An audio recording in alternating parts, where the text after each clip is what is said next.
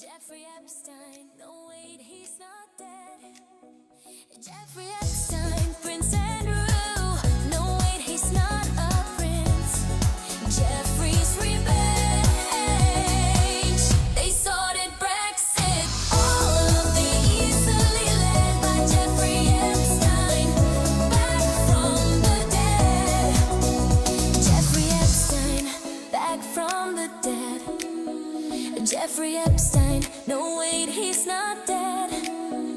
Jeffrey Epstein, Prince Andrew, no wait, he's not a prince. Jeffrey's revenge, they sorted Brexit. All of the easily led by Jeffrey Epstein, back from the dead. Oh, who would have thought when they went in-house something was ever wrong? He had all those pictures, he did all that bad stuff I can't even say in this song. They sorted Brexit. All of the easily led by Jeffrey Epstein, back from the dead.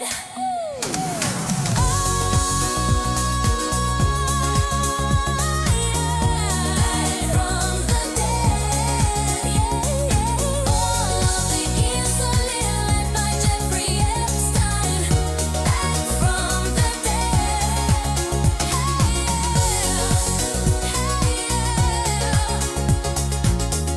Back from the dead.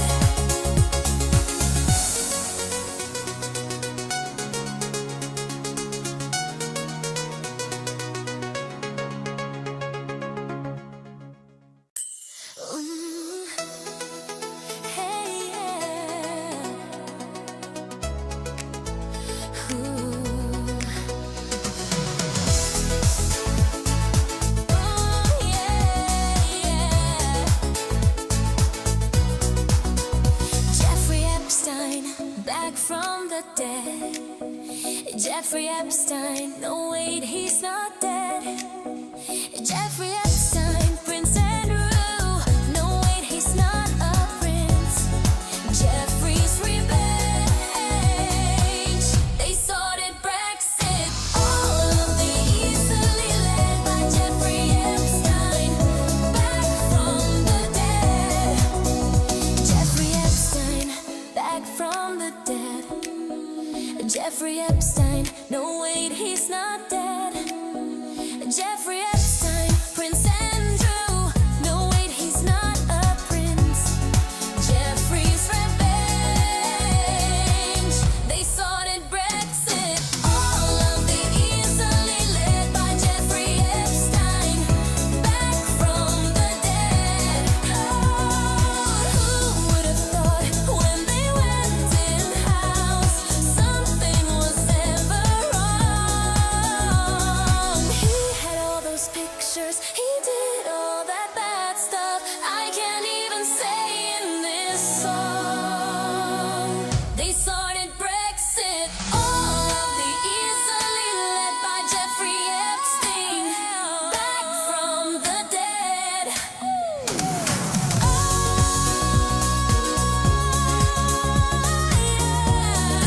From the dead. All of the easily led by Jeffrey Epstein, back from the dead.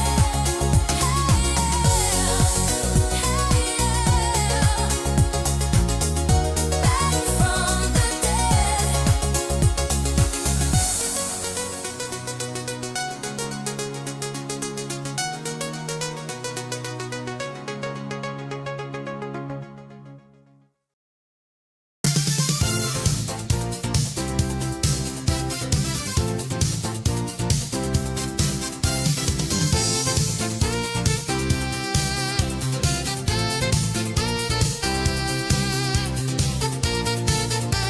Please welcome your host. It's time for the Super Joffer. Or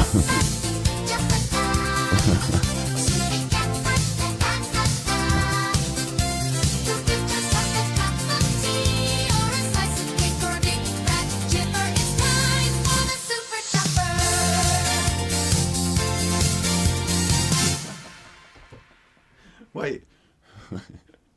I've got to get in the seat.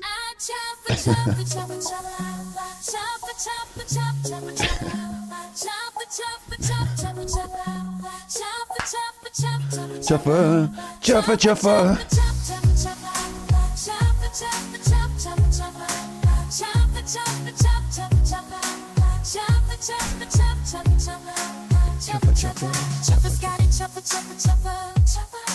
Right, that's enough of that. That's enough of that. Stop that. Relaxing background piano. Let's get rid of that. Shut up. Don't need all that messing about. Who's here now messing about?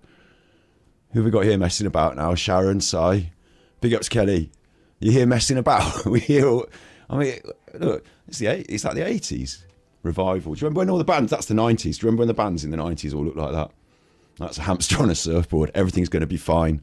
It's a bit like the AI pictures. It's a bit like it's almost everything's not going to be fine for some people. Look, Puffit Kung Fu. It's a bit like it could be like a fortune teller thing, couldn't it? Like you wouldn't know. Like it could be telling you, like, you know, like, you know, the next picture could be yours, and is it going to be good or bad? Is it going to, like, what's it going to indicate? You know, it's a bit like reading the tea leaves. Oh, this looks good. You've got your Super Chuffer hoodies. That looks like a really nice Super Chuffer jumper, actually. All your stuff. That looks good. So you're having that'll be all right then. That'll be all right. That was a good picture. See how you're here messing about. Big ups, great Auntie K. We're all here messing about. Watch out for that grok.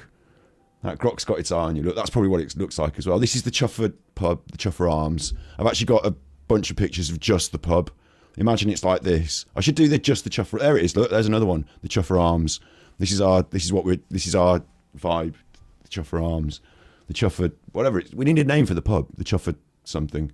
Chuffs at the moment. It's called Chuffs Bar. That's me, in a way. And that's it's supposed to be the bat signal, but it didn't come out like that. So anyway, none of that's relevant. What we're doing today is a continuation of this Epstein-y, Andrew-y stuff. There's this guy called Wexner, and he's been deposed. They've done him a full depose. They've deposed him off. Oh look, show. Okay, your messages are being held for review. If your messages get held for review, it'll come up and I'll try and keep on top of it because I think I put it on, like, you know, heavy. I don't know how to change the settings. Is it Friday today? I didn't even know it was Friday. I didn't even know. So maybe I shouldn't be doing this show if it's a Friday. Is it a Friday? My days have all gone out the window. Is it? I'm looking for my phone so I can confirm it's Friday. I'll just trust you. I should ask ChatGPT. Wexner's been deposed. We're not going to watch 5 hours of him being deposed. That's not happening. But instead, I've made a few notes because Ghislaine Maxwell, do you remember her? She did some talking about Wexner in her little thing, didn't she? In her DOJ thing. And I did remember. We've watched this already. You may have. I don't know. What I did was for the stream, for us on stream, we did 1, 2, 3, 4. Look at all these streams of that. Because these depositions take ages. That's 6 hours of her talking. So 1, 2, 3, 4, 5, 6 streams of her talking. Bloody hell. But obviously I'm here talking as well. You know, so it's... Anyway, we've got the streams of that. They already exist. We looked through her talking. Like, we listened to it all. So she's been deposed. I could do 6 hours on this chuffer then, couldn't I? Like, of his deposition. I don't think it's the same sort of thing. What I've done is I've picked out a few moments. I've got my timestamps. So I can show you a few moments, got my timestamps, and I think it's important to relate some of it to what she said already. So I'll be taking you through what she said. Again, I'm not going to play all of her timestamps. We've listened to her for 6 hours.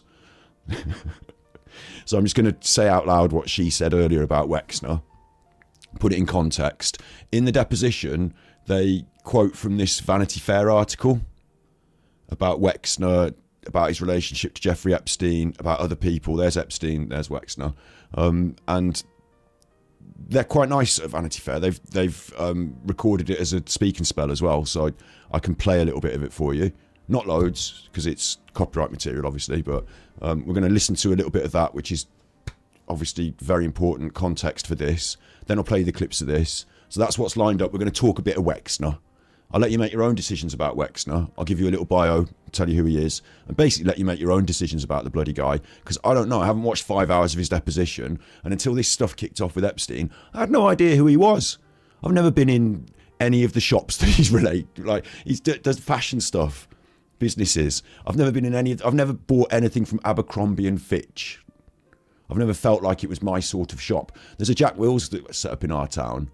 They took over. What was Jack Wills before it was Jack Wills? Everyone was going around but wearing these jumpers with Jack Wills written on it. And I was just like, I don't give two tosses about a jumper with Jack Wills on it. I think Abercrombie and Fitch is a bit like that. I think Abercrombie and Fitch might have been like the Calvin Klein. You remember Calvin Klein? I gave a shit about Calvin Klein. We all did in the 90s. I didn't get any of the underwear with Calvin Klein written on it. But Kate Moss, Mark Wahlberg, Calvin Klein, CK1, everyone cared about that. So Abercrombie and Fitch was popular or something. I was already out of the loop by the time that became popular. But this guy's got millions of billions of pounds. One of the richest. He was the richest man in America at one point. Big friend of Epstein. So we're going to have a little listen into that. That's what's going on. I would also going to start off by just giving a little bit of coverage to what we talked about yesterday. The Prince Andrew protection officers are being asked what they saw or heard.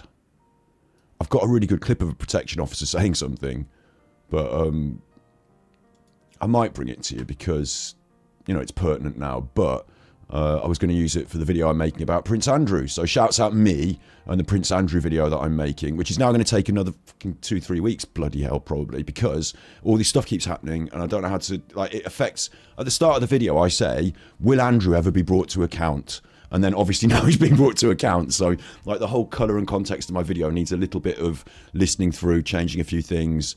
I'm still working on the bloody thing. But anyway, so I've got some stuff to, hear and say about Prince Andrew from yesterday. Ironically, we finished the stream yesterday and then 3 minutes later he came out of the police thing. He came out of it 3 minutes after.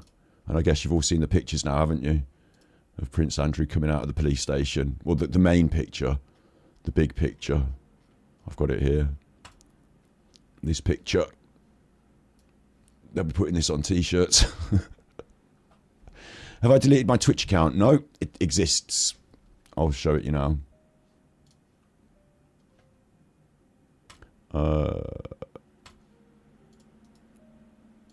It exists. Here it is.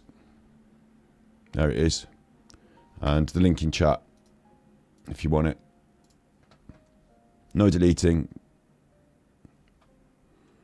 I'm there. But I'm not trying to push you off YouTube over there right now. I'm trying to keep you here listening to me. I'm not over there now. There's no point in going over there. I'm here. I'm here right now. So, funny enough, so we finished the stream yesterday and I was like, will they let him out, won't they? And they did let him out, didn't they? So he's out and he's had his photograph taken, and that's not the best, most flattering photograph of Prince Andrew you've ever seen, but he does look like someone I've talked about on stream before. Excuse me. Where did I get this lovely soft tissue from? This is a lovely bit of tissue, this is. Where did I get this from? Picked up a lovely soft bit of tissue here. Oh, and that was for the football, that was. Lovely soft tissues at the football. Shouts out Nighthead. So he did get let out, and they are searching all his home. I mean, I should cover this before we move on to the other stuff that I've set up, proper stuff. The protection officers. We talked about this yesterday. There's people around him, and they work for MI5, MI6. There's somebody in MI6 in the Epstein files as well. But there's all sorts of different people who know things, aren't there? Some might have been asked to turn a blind eye to some of Andrew's activities. Ooh. So there's going to be a lot of people who are now, their loyalty is going to be drawn into question insofar as, would they be more loyal to the Crown or Prince Andrew? Are they going to tell on him? And does it matter if they tell on him now? Has he got any power? House of Cards all falling down is the way some people are describing it. So there's stuff going on there. This is a pertinent clip for that. Lady turned up, probably. I think you know this guy. Do you remember this guy? His name's Paul something. Is this guy? I don't know. He's relatively like infamous for being Prince Andrew's former protection officer, police or something like that. And he's going to describe how girls turned up at the thing and he let them in and he was told off. So A young lady turned up, probably about 22, 23 years old, said she was here to see Prince Andrew. He just came in about half hour previous, so we knew he was in. But the footman wasn't answering his phone. There was no way of us contacting anyone up there. So we just politely said to the lady, we're really sorry, we can't let you in at the moment because we can't confirm you're expected. So she said, oh, shall I ring him on my mobile? So we said, yeah, fine. So she rang Prince Andrew on her mobile and we could hear him clearly. He said, put an officer on the phone. So my colleague took the phone and he said, listen to me, you fat lardy ass. Let my guest in immediately or I'm going to come down there. Everyone heard it. The lady went red, apologised, and we just let her in. So after that, obviously, those sort of issues we had with him, we would just let women in, didn't ask questions because we just did not want the grief. I mean, complaints were made about him. You know, he was a rude, obnoxious, horrible individual, but no one was going to take a complaint to the royal household because he's the Queen's favourite.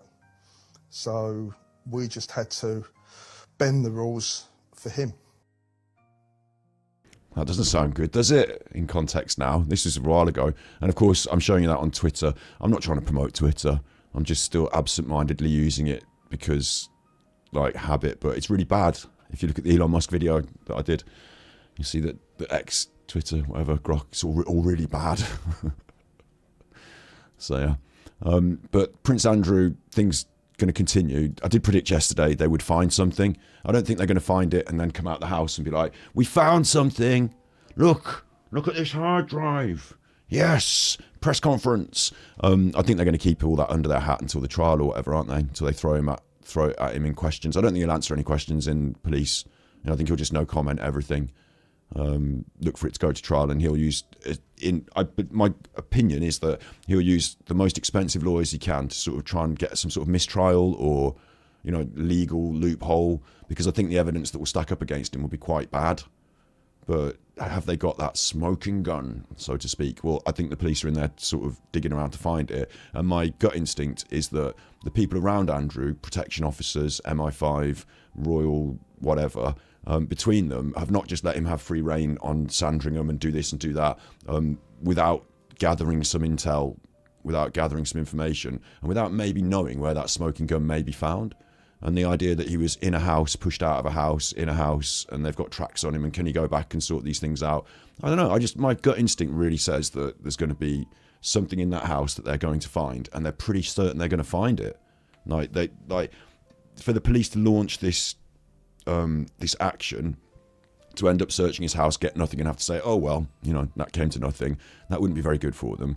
But for someone to have a little word in their ear and say, you know what, if you go around that house and check his computer, I'm pretty sure you're going to find, or he's got a hard drive stashed in the attic or something, you know, I think they might have some intel in some way that they're going to find some evidence that's going to really seriously implicate him.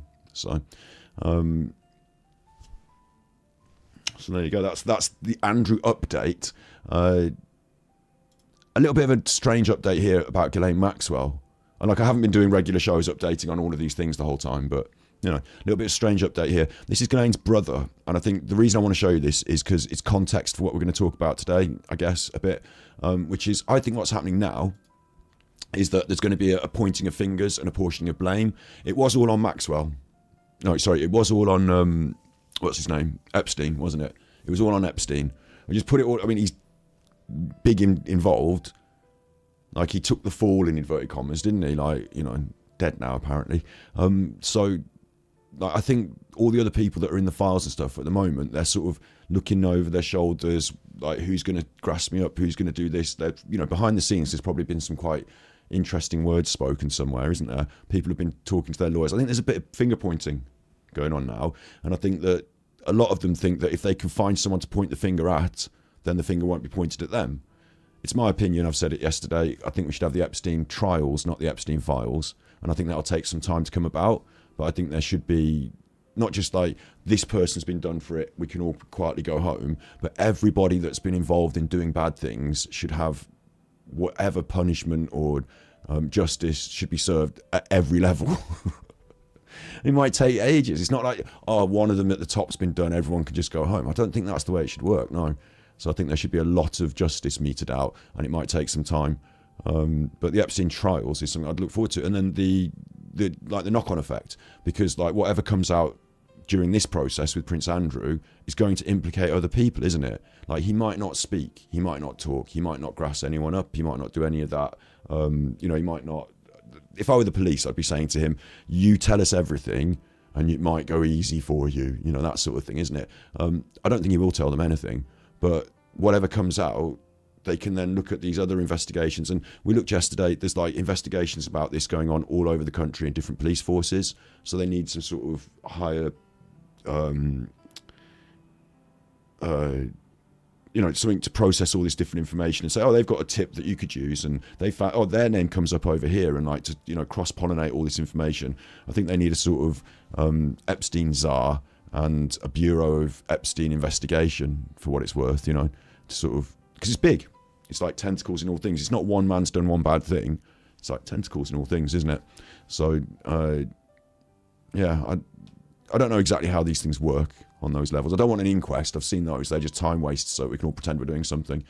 But I think they really should take this like extremely seriously, especially as they are. And it's the crown, it's the country, it's our governance. Everything's at stake, isn't it? The infiltration by foreign powers into our society through political means, social media, that manipulation, all that. It's really serious stuff. Happy birthday, Magda. Happy birthday. We do have a song that I play for the birthdays. It's unfortunately, Happy Birthday is copyright. So I go for this one, which is really similar, but not copyright. So I think, which one is it? I think it's this one. So enjoy this.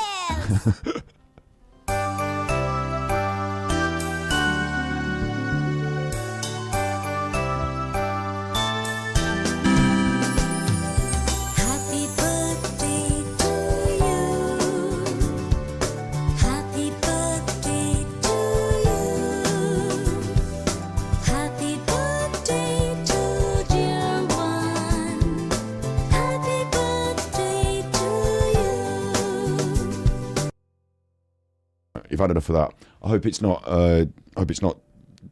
that didn't come up too close to the copyright, because Happy Birthday is extremely copyrighted. They made loads of money out of it. They did. It's quite a modern song, actually, when you think about it. So Prince Andrew, bad, and we expect there to be more, but we don't expect it to all come out on the. I think there's a couple of people behind the scenes.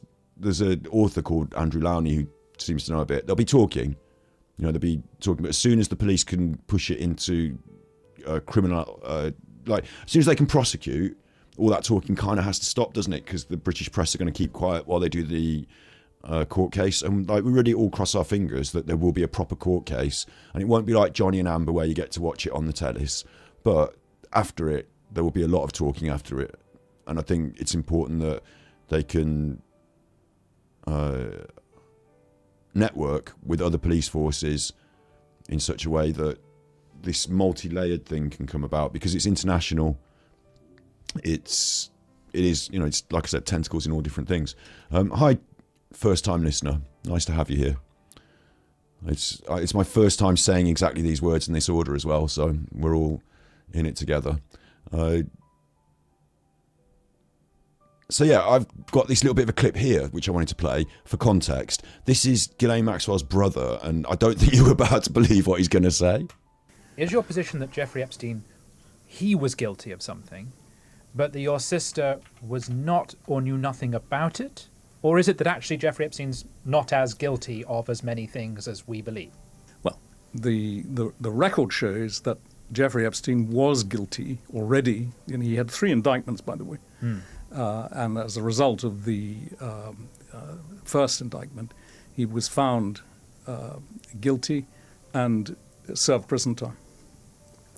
It's worth pointing out, because it's true, that my sister... it's worth pointing out because it's true that he got a really lax sentence for the sort of stuff that he was doing, and the prison time involved sort of staying at a hostel while doing some gardening and getting let... He got let out to go home and sit at his computer to do his work in the day. Like, it wasn't the same sort of prison time as you see on The Bill or Porridge with Ronnie Barker. It was prison time where he was like given a key card and he could come and go wherever he wanted. He was wearing jogging bottoms and going to the gym, a bit like where Ghislaine is now. Your sister, yeah, sorry, I interrupted. Just like your sister, carry on. You do carry on. Guilty and served prison time. It's worth pointing out, because it's true, that my sister did not feature in any of those three indictments.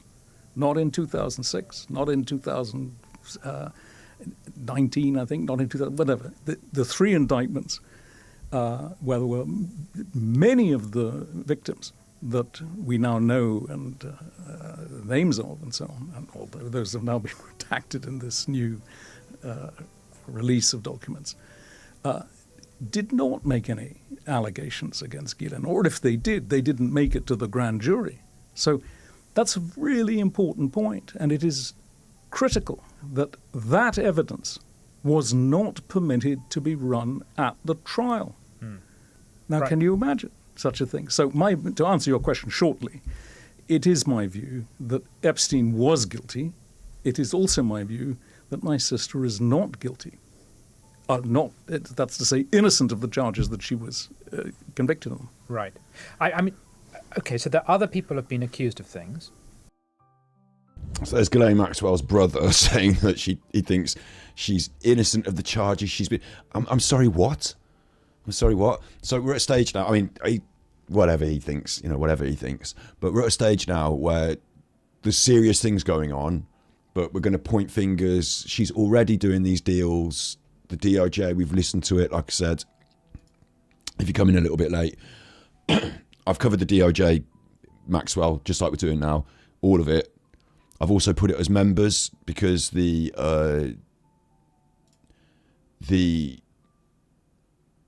interview is available online, so you can listen to it in your own time. But because the interview is really funny audio, it's like loud and quiet. And so what I did is I digitally remastered it. I put it in a timeline. I made it all the same loudness, and I cut off the bits where there's just like at the start. So it just like is a whole file.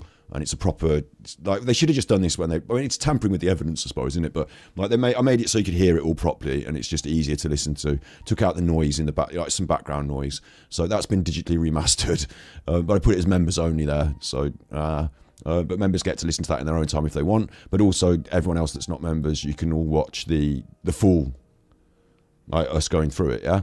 And in this, it's pretty obvious, isn't it, that she's sort of, well, in my opinion, she's been briefed by people behind the scenes. Like, she really carefully says that Donald Trump has not done anything wrong.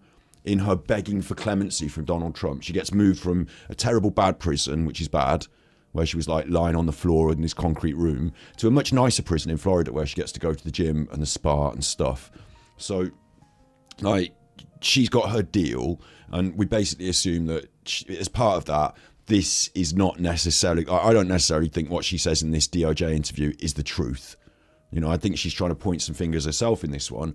I'll just quickly play you a little clip of it, just, There is no list. There is no, I'm not aware of any blackmail. I never heard that, I never saw it, and I never imagined it. You never observed, or you never saw any sort of list or black book or a list of individuals who, linked to certain masseuses or Absolutely anything no. like that. Absolutely no. There is no list. There is no, I'm not aware of any blackmail. I never heard that, I never saw it, and I never imagined it. Super Chauffeur is the best. Yeah. So she said there's no list. She said there's no black book. They found the black book. They've seen the black book. I mean, I think, haven't they? So I don't know if everything she's saying there is completely true. In fact, I don't trust it. I think that she's pointing fingers so that she can have people investigated, have people, looked at. And the more they look one way, the less they look another. It's about Trump gets off, Trump walks away scot-free, she gets her little clemency, and then other people get indicted. And as part of that, and this is where we get into, what we're going to look at today. So as part of that, she mentions Wexner an awful lot. And okay, let me get set up with my other window. More windows than Buckingham Palace, mate. She mentions Wexner an awful lot. I remembered at the start, she pointed, so she talks, there. Where's her little list?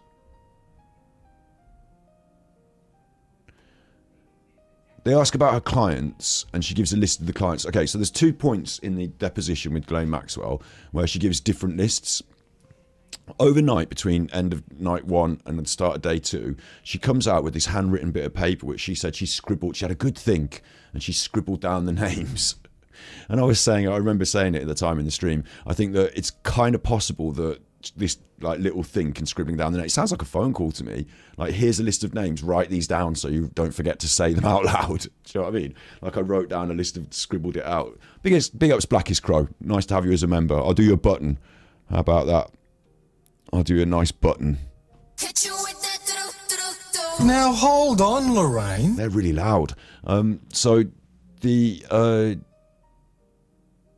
lists that she gave, they ask her at one point about the clients, and she gives a list of clients, but then she gives this scribbled list, and I thought Wexner was on the scribbled list. The scribbled list includes people like Frederick Fekai, a hairdresser, Henry Jackerai, a financier, Richard Branson, you've heard of him, Marvin Minsky, Martin Nowak, a mathematician, Stephen Jay Gould, a scientist, Murray Gale Mann, a Santa Fe Institute person. So I thought this list that she gave, hurried scribbled list, sounds like the enemies of people, I don't know, Donald Trump wants you to look at these people and not him. So that wasn't, for me, I wasn't let's get on that list and all these people are bad. They might have done bad things. They might be bad, but they're the bad people that they'd want to drop in it. And if she's giving lists, then it's like a patsy, isn't it? It's the term is like a fall guy, not to be sexist, a fall person, but someone that's going to take the fall that you're going to point at, that can't meter out any murders or anything, can't do you any harm. So they are the ones that, and they're often soft targets, aren't they? They might have done bad things. They might have been roped into doing bad things the way these people operate, or they might have got something on, whatever. But it didn't, it felt a little bit like she was giving a partial list. And as part of that, I thought Wexner was on it. Now, it wasn't on that written list, but I checked it through. And what happens is Blanche asks her about Epstein's clients, and she starts naming them. This is really early on.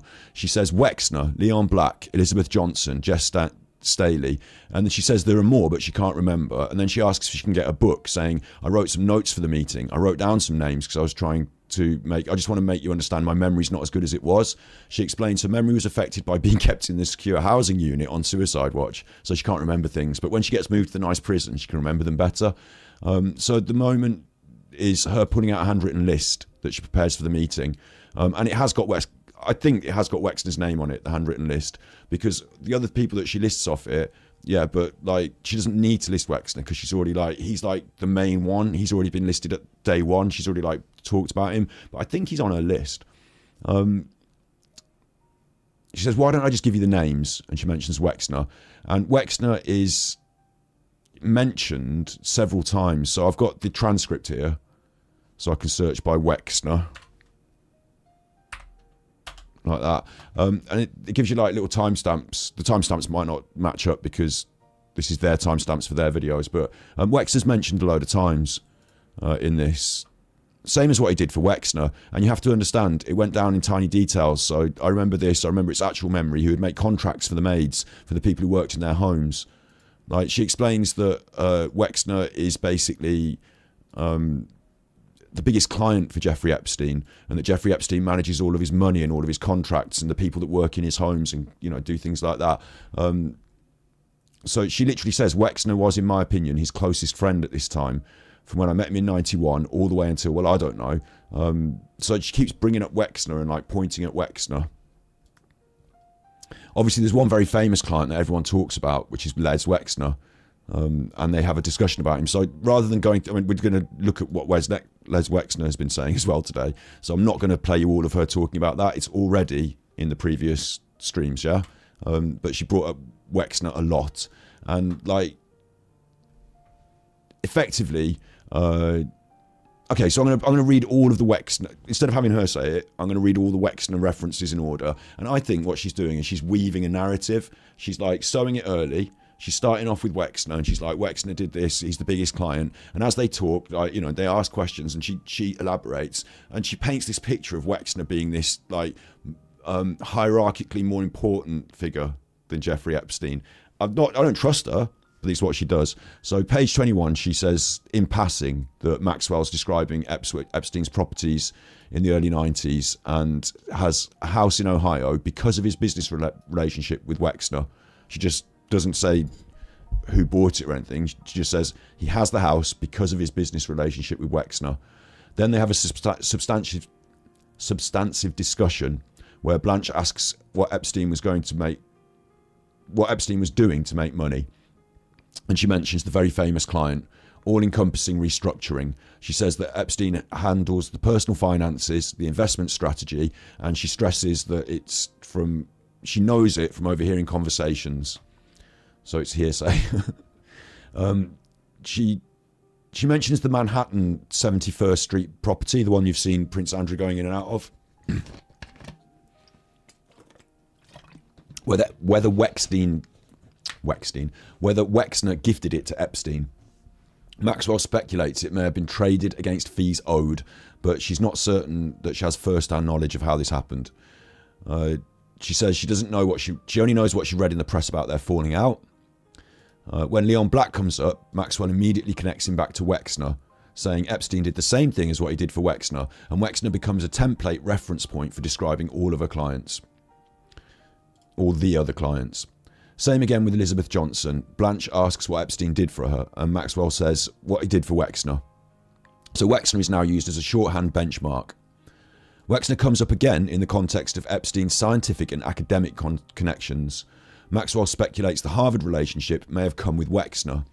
She later describes watching Epstein work through Wexner's business in detail. The trusts for the children, restructuring the entire business, New Albany development outside Columbus, and specifically mentions Epstein told her he owned Riddle, the sports helmet company, saying she thought about this last night, which is when she was doing her scribbled notes. So we've got throwaway geographical mention, moving to a central illustrative example.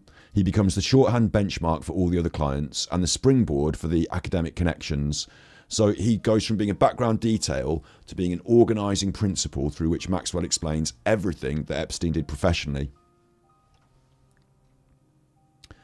On the second day, she wants to underline something, that Wexner was, in her opinion, Epstein's closest friend from 1991 onwards. She reveals that Epstein told her Wexner didn't want to be seen with her because of her father's scandal, but she says now that she doesn't believe it was even true. She thinks Epstein was using Wexner as an excuse to keep her away from Ohio and their business dealings. She says the discovery showed Epstein was allegedly telling people to lie to her and to conceal things from her. He's mentioned in passing when talking about Bobby Kennedy. See, everything keeps pointing back to Wexner. As a prime example, she said Wexner and he and Henry were already well established. Wexner is evidence of Epstein's pre-existing power. The longest and most detailed Wexner passage on day 2, Blanche asks why Epstein had Harvard and MIT connections, and she speculates it may have come with Wexner, and talks about the restructuring. So the arc on day 2 is different. He shifts from being a business illustration to being something more personal as well, like Epstein's closest friend. So on day 1, she was keen to set up Wexner as a character. Wexner is quite an important character. Wexner might have been the one that was the biggest one, actually. And then on day 2, it's more important than that. It's Wexner's his best friend. They're really close. They have this close personal ties. So, does she paint him as a higher-up? What's her implied statements about Wexner? Maxwell consistently places Wexner at the very beginning of Epstein's power. He already had Wexner before she arrived. The money, the property, the social legitimacy. Without Wexner, apparently there's no Epstein. Like, the way she sets it up, he's the the most important figure, the world's richest man, and Epstein develops his power through him. She never calls him the boss, but the dynamic she describes is unmistakably hierarchical, with Wexner above Epstein. Epstein restructured Wexner's business. He managed his staff, his contracts. So that's not a role of an equal. Epstein's the boss because Wexner's his client, but actually Wexner's the boss because Epstein's doing things for him for money. Like, the power balance is shifted. Maxwell's describing a relationship where Wexner held the ultimate power and Epstein served him, albeit at an extraordinary high level. So then there's deliberate distancing. She said Wexner didn't want to be seen with her because of her father's scandal and that it was a lie. That's deliberate distancing so that she's not side to side with Wexner, whom she is saying is the worst one. She never accuses him, but she frames him carefully, and this is the manipulation, isn't it? She's going to leave it for the police to put these two and two together and make their four. Maxwell never says that Wexner did anything wrong. She's too careful. But the cumulative effect of what she describes is that Wexner was the architect of Epstein's access to wealth, property, institutions and power, and was also someone Epstein went to considerable lengths to shield from Maxwell's view. She's essentially saying this man was closer to Epstein than anyone, including her, had more visibility into how Epstein actually operated than anyone, and has largely escaped scrutiny. She doesn't say the last part, but she lets it hang in the air. So the overall implied statement is that Wexner's not peripheral, that he's been or that he was exploited or deceived, but rather that he was part of the central relationship. I'll put Wexner on the picture here. So she's pointing her fingers strongly at Wexner. I believe, and again, like, you know, I think it's a fair assumption to not trust the things that she says. I believe that she's setting him up to be the patsy, the fall guy, and that in some way the predatory Maxwell, I'm not saying he's not done bad things. I don't know what he's done. My first introduction to him and his life is through this, and I'm going to give you a brief bio of who he is in just a second. But I'm talking about how we've been introduced to him through Maxwell, and that's how I've been introduced to him in this story, is through Ghislaine Maxwell's testimony that he's this, and she's done it all. So I think she's deliberately setting up Wexner. In fact, you want me to? I'll do a brief bio now. How about I do a quick brief bio? Who is Wexner? Yeah, okay. Who is Wexner? Leslie Herbert Wexner was born in 1937 in Dayton, Ohio, to Jewish immigrant parents. He founded The Limited in 1963 with a $5,000 loan from his aunt, building it into one of the world's most powerful retail empires. Encompassing Victoria's Secret, Bath & Body Works, Abercrombie & Fitch, Express and several other major brands, at his peak he was one of the wealthiest men in America, worth tens of billions. He's also one of the most significant philanthropists in American Jewish life, donating enormous sums to Jewish causes, Ohio State University and various educational institutions. He built New Albany, Ohio, essentially from scratch as a planned community outside Columbus, where he still lives. He stepped down as CEO of L Brands in 2020 amid the fallout from the Epstein scandal. Wexner met Epstein in the mid-1980s through a business associate, and within a few years had handed Epstein extraordinary power of attorney over his entire vast fortune, making him arguably the most consequential enabler of Epstein's rise. And I think that's important because whether you believe him to be guilty of bad things, which I can't judge him because I don't know enough yet, okay? I'm prepared to listen to what he says and keep an open mind, but you know, it might be that if you're this close with Jeffrey Epstein, it's impossible not to notice these things. If you've ever gone in his house, if you've gone in his house and you've seen the pictures of the kids on the walls, you'd have said, what the fuck's all this about, Jeffrey? Wouldn't you? Anyway, you can say he enabled Epstein's rise, though, by giving Epstein the authority to operate his finances, to run his money. Epstein was able to make loads of money and had power. So a Forbes report, and this is important because we're going to come to the Vanity Fair article before we get onto what Wexner says, because it's about brief. There's a brief in there as well about something. But Forbes report is the richest people, isn't it? Like, he's known. A Forbes report revealed the majority of Epstein's income from 1999 to 2018 came from Wexner and Leon Black. One congressman stated plainly, there would be no Epstein Island, there'd be no Epstein plane, there'd be no money to traffic women and girls without the support of Lex Wexner. The DOJ listed Wexner as a suspected secondary co-conspirator, although the document noted there's limited evidence regarding his involvement, and he's never been charged. His name appears more than 1,000 times in the Epstein files, so he might well be just as bad, and they might well be saying, he did it, so they don't get in trouble. It doesn't mean he didn't do it, but certainly Ghislaine Maxwell would rather Wexner was getting in loads of trouble than she, isn't it? She's literally said he's more important in Epstein's world than I am. So she's pointing the fingers, which makes me worry because can't trust her. On February the 18th, Wexner gave a 6-hour closed-door congressional deposition, that's this, in which he denied being Epstein's co-conspirator. He called himself a victim who was duped by a world-class con man and insisted Epstein, most carefully and fully, hid from him his criminal conduct. So it's about deciding whether he knew or it was hidden from him.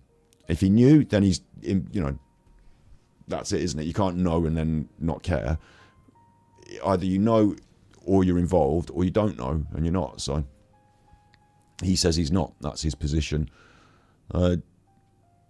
He repeatedly claimed he could not recall events and denied everything. So this, as I said, 6 hours of this, I don't know if I want to watch it all on stream because there's not a lot of him saying, oh yeah, I definitely did that. Wexner told the committee he's not been questioned by the DOJ or the FBI about Epstein, despite his name appearing hundreds of times in the files.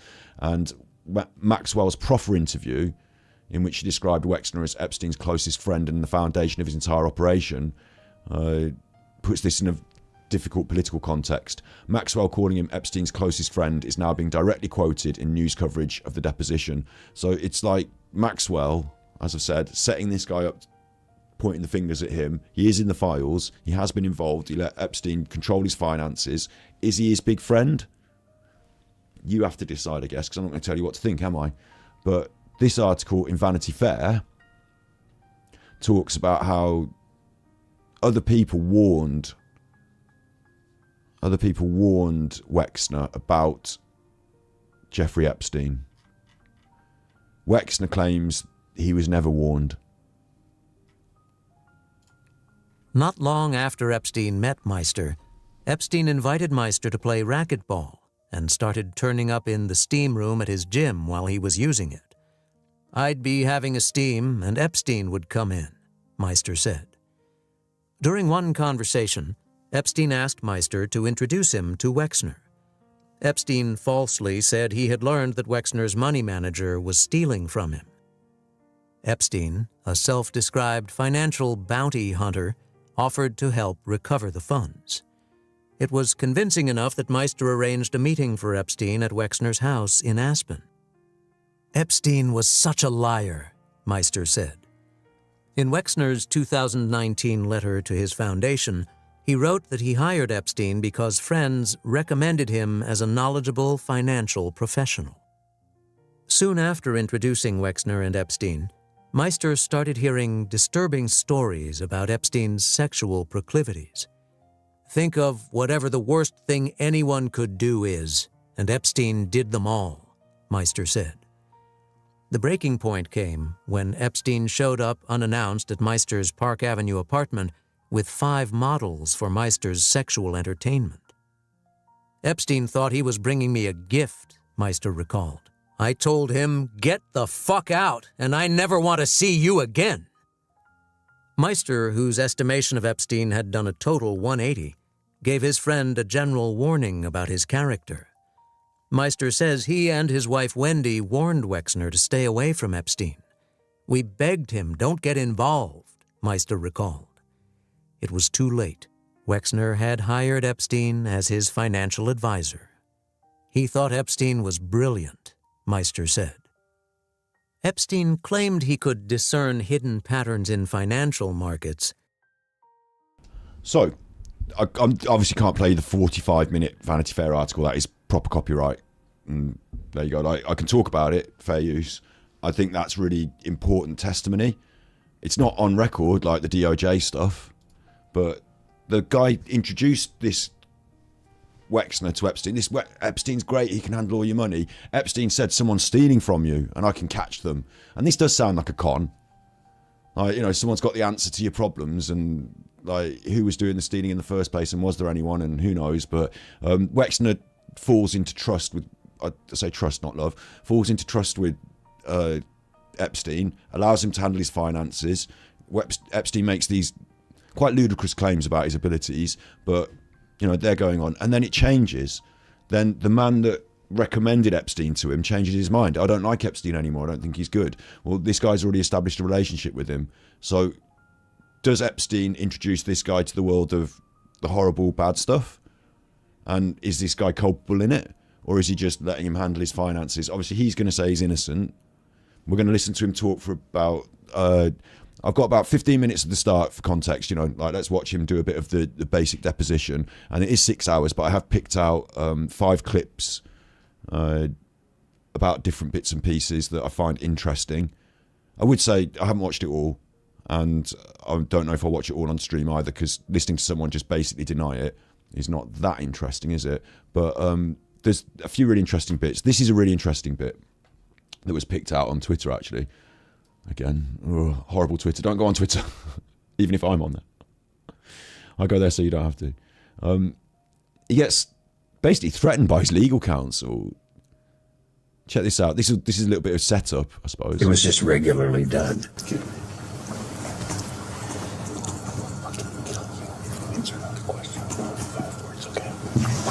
You get that? He's whispering to him. Apparently he whispers, "I will fucking kill you if you answer another question with more than 5 words." Okay? So the implication is he's rambling and saying things that he doesn't need to say. So just shut up and answer the question as simple as possible. Less than 5 words, nothing over 5 words, no stories. No stories. But yeah, like a very strange moment. So that's piqued my interest. It was just regularly done.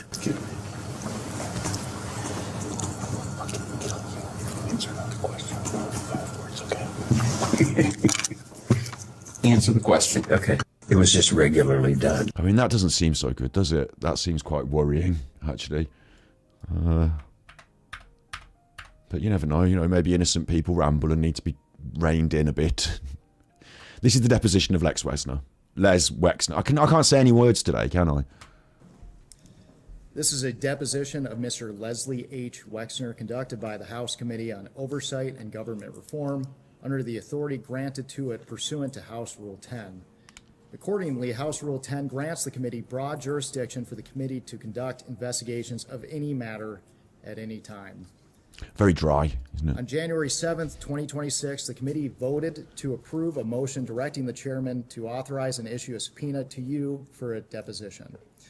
On January 23rd, 2026, Chairman Comer issued a subpoena for Mr. Wexner to appear today for a deposition in furtherance of the committee's investigation into the actions and investigations of Mr. Jeffrey Epstein and Ms. Ghislaine Maxwell. I will enter the subpoena and corresponding cover letter as Exhibit 1.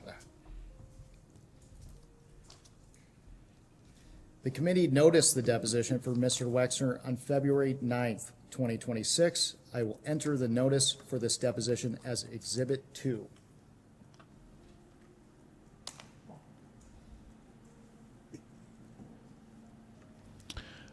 A lot has been made of his behaviour insofar as he doesn't seem to be taking it seriously enough for the victims. Like, whatever's happened, and I do the same thing on my stream, so listen, like, you know, entertainment is one thing, isn't it, on a stream, you know, making a few jokes, talking about subjects, but it's a serious thing. The victims have really suffered, and I do pull it back to that. You know, I might make some jokes, but I've got a real heart, so it's the same with all of my coverage on all of these things. A lot has been made of him being almost too jovial and flippant.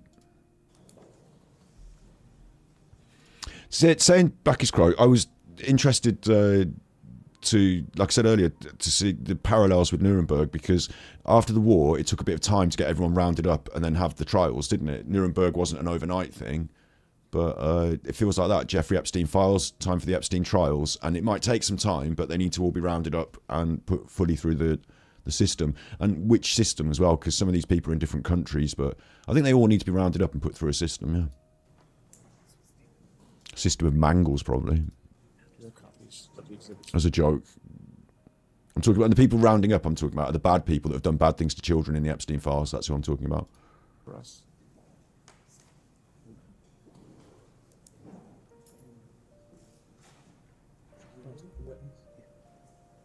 We'll get into it. Yes.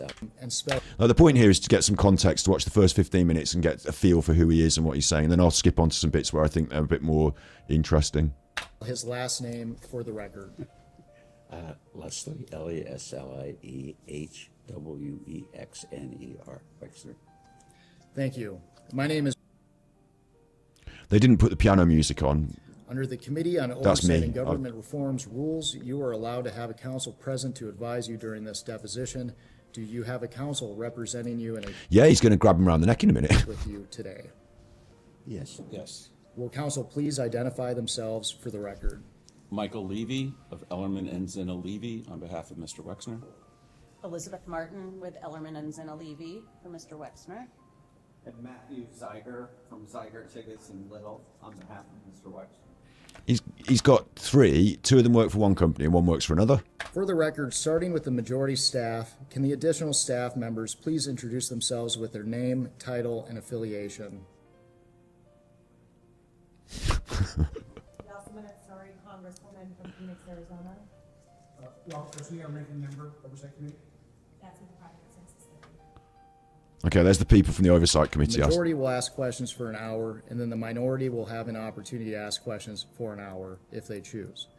To the extent members have questions for the witnesses or witness, they will be propounded as rounds of questions. We're taking down everything I say and every question. Further, to ensure the court reporter can properly be identified numerically, our questions we ask about specific. You are required. A lot of this is kind of dry, boring stuff. We want him talking, don't we? So, including but not limited to half-truths or deliberate failure to. you've got to tell the truth. Oversight and clearly objectively. But if you need a longer break or a break before that, please let us know, and we will be happy to accommodate. Confidential under the contents of this deposition prior to its official release. For this reason, the marked exhibits that we will use. Affirm under penalty of perjury that the testimony you're about to give will be the truth, the whole truth, and nothing but the truth. Absolutely. Do you have any questions before we begin? I'd like a cup of hot coffee. Do you mind? No, someone could get it, but We can go off the record. I do like the idea of asking for your lawyer to fetch you a cup of hot coffee. Like, the lawyer's probably quite a high up lawyer in the. Do you know what I mean? He's probably getting quite well paid by the. Like, he's probably not used to getting cups of coffee for. Certainly not at this stage in the deposition when you're about to start. do you mind? No, Do you mind? Get it, but We can go off the record. Off the record. We're off the record for a minute, so that's fine. We will go back on the record. We'll go back on the record. Another member of Congress joined. Can he please identify himself for the record? Dave Mann, California 47. Thank you for being here. Dave Mann out of California Odd. 47. I'm sorry.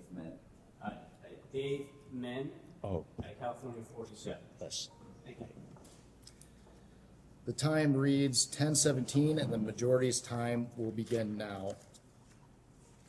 Mr. Wexner, is it true that you submitted a statement to the committee this morning? Yes, I did.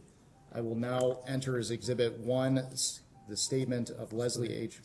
It's Exhibit 3 because you've. Exhibit 3, excuse me. Statement of Leslie H. Wexner submitted to the Committee on Oversight and Government Reform, February 18th, 2026.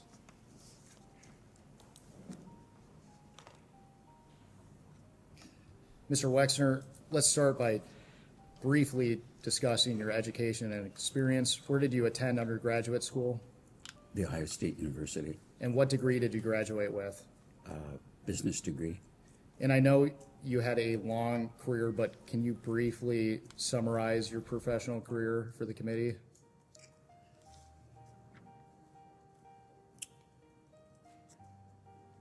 Well, I was raised in a very poor family, and we had no money.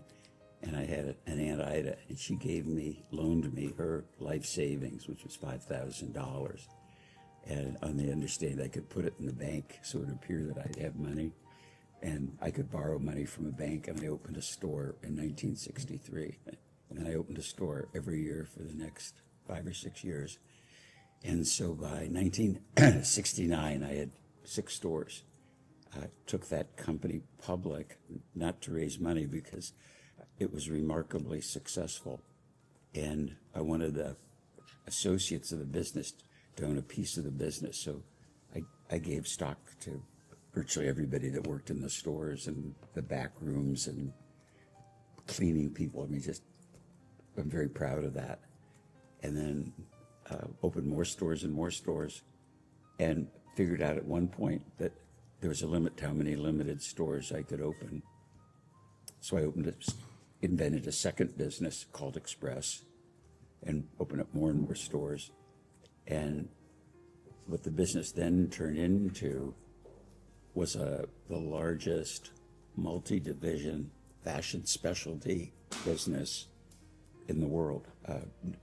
And in hindsight, I kind of invented multi-store national and international store retailing. And just a remarkable, as I look back, I don't know how I did it, but probably in my lifetime I opened 10,000 stores around the world, probably 20 different brands. So that's what I did.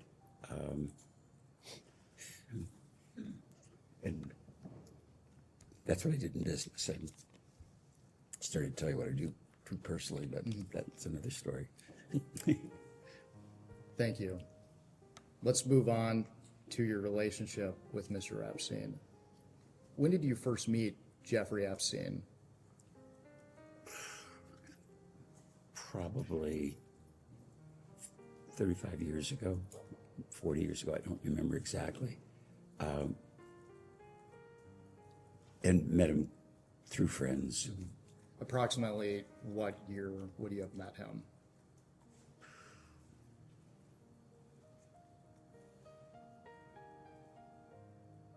Probably between 80 and 85. I don't remember. And how did you first come to meet Mr. Epstein? It was really by accident.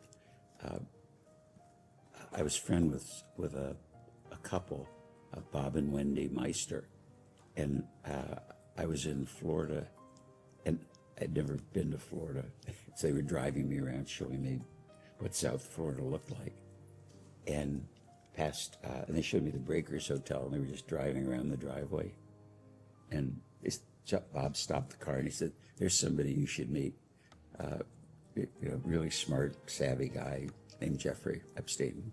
And so they stopped the car. I was sitting in the back seat, and they introduced me to Jeffrey, and we drove off. That was about it. So at that time, you had no knowledge of Mr. Epstein until Mr. Meister introduced you to him? Never heard of him, never saw him, never met him. Did Mr. Meister ever raise any concerns about Mr. Epstein? No, he didn't. And you meet... Obviously, I can't just let that slide past. No, he didn't. But this article here says that he did. Whose estimation of Epstein had done models for Meister's sexual entertainment. Epstein thought he was bringing me a gift, Meister recalled. I told him, "Get the fuck out, and I never want to see you again." Meister, whose estimation of Epstein had done a total 180, gave his friend a general warning about his character. Meister says he and his wife Wendy warned Wexner to stay away from Epstein. "We begged him, don't get involved," Meister recalled. It was too late. Wexner had hired Epstein as his financial advisor. He thought Epstein was brilliant, Meister said. Epstein claimed he could discern hidden patterns in financial markets. So, again, it's a more extensive article. There's more in there, but they claimed, the Meisters, that they did. It's not on DOJ deposition, but they claimed that they did warn Wexner about Epstein's behaviour. Here, under oath, on the deposition, he says that they never heard of him, never saw him. If this is not loud enough, I can boost this, but I might have to remove the background piano. But if everything's just, audible in the right volumes, I know that this thing was a bit loud from here. But if tell me if you need it boosted with Wexner. Never met him. Did Mr. Meister ever raise any concerns about Mr. Epstein? No, he didn't. And you meet him in Florida. What's your first impression of Mr. Epstein? Like, the only thing you could possibly say is that, does he mean before you met him, raise concerns about him? No, he didn't. But then I met him, and then we had this relationship, and then after that he raised concerns, because he definitely says he raised concerns. But you just said he didn't. So anyway, we'll go on to what's your first impression of Mr. Epstein. But it does worry, doesn't it, that one of the first questions, like the second question in, we can find an article that gives a counter argument, like gives a different perspective on that. Did I get onto the Patsy stuff? Maybe I'll do that last. I made an argument for him being used as a patsy, didn't I?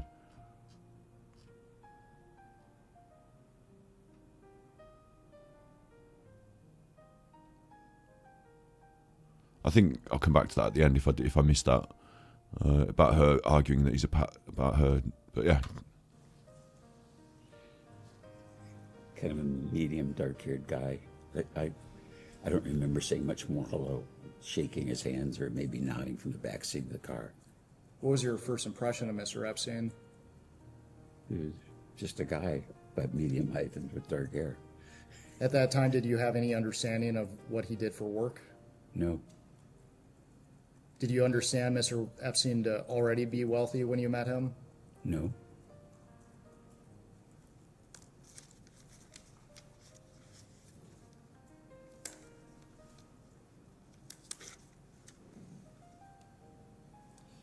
At this time, I would like to introduce what will be marked as Majority Exhibit 4.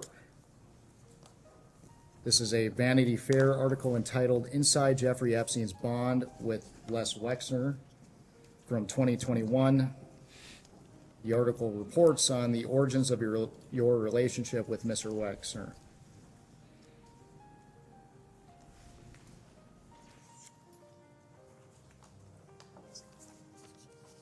One more. So they bring it up now. They're going to talk to him about it. I've already shown you what it says. Yeah.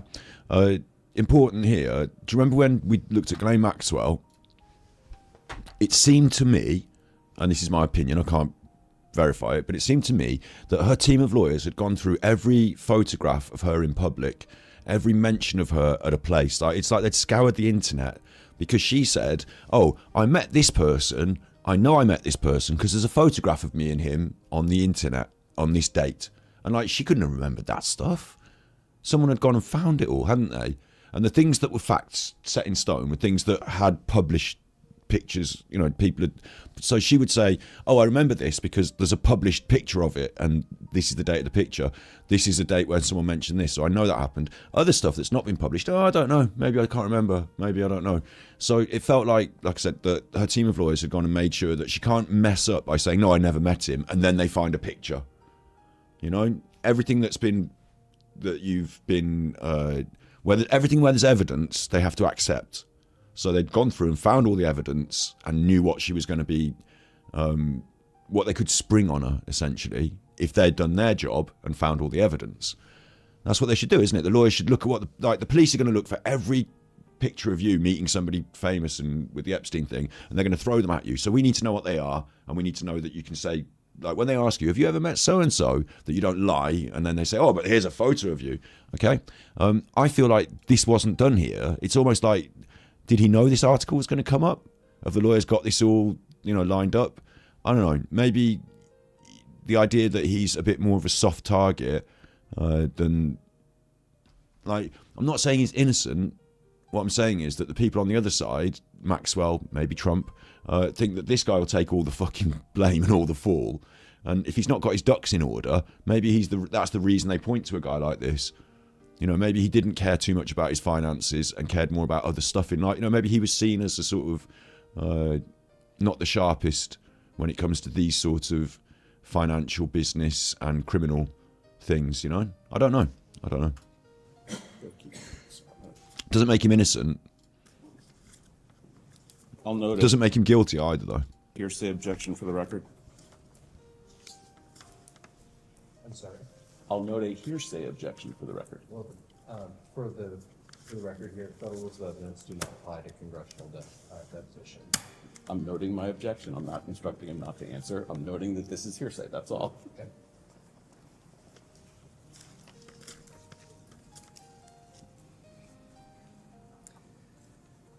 So in the article, it says that you met Epstein sometime around 1986. Consistent with your testimony today, it says that you were introduced by I think Midas touch. We can't say that. That would be potentially considered anti-Semitic. by Mr. Macer. Do you agree with the article's characterization? I don't know. I remember seeing the article. Oh, you see, so he says it. I don't remember seeing the article. So he's not prepared for this, which is bad for the lawyers because they're going to bring up connections with him and Epstein. Anything publicly verified, they're going to bring up, aren't they? They're going to use it as evidence. He's not seen the evidence. He's just made a statement that contradicts the evidence. So I worry about him and his position and the quality of the work that his lawyers have done. Because, like I said, Ghislaine Maxwell's lawyers had a big list of every photograph and every fucking mention of her that's ever happened that she could verify, and everything that couldn't be verified she doesn't remember, whereas he can say he doesn't remember. They might spring it on him that it's happened. Do you agree with the article's Big ups Horse Lover. characterization that you met Mr. Epstein through Mr. Macer? Objection. What character? You said he didn't read it. What characterization are you referring to?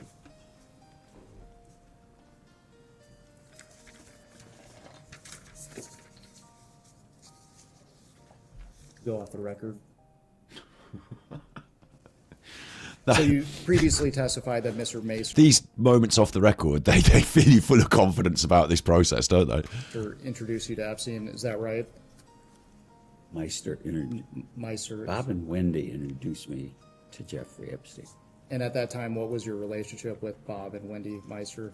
Well, I met Bob because he was a international insurance broker, and they had our insurance business, and Bob wanted me to meet his wife, and Bob and Wendy became friends.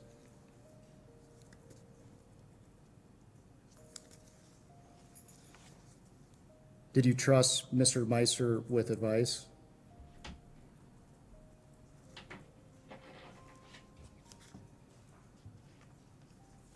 Well, I trust him with insurance advice because that's what he did.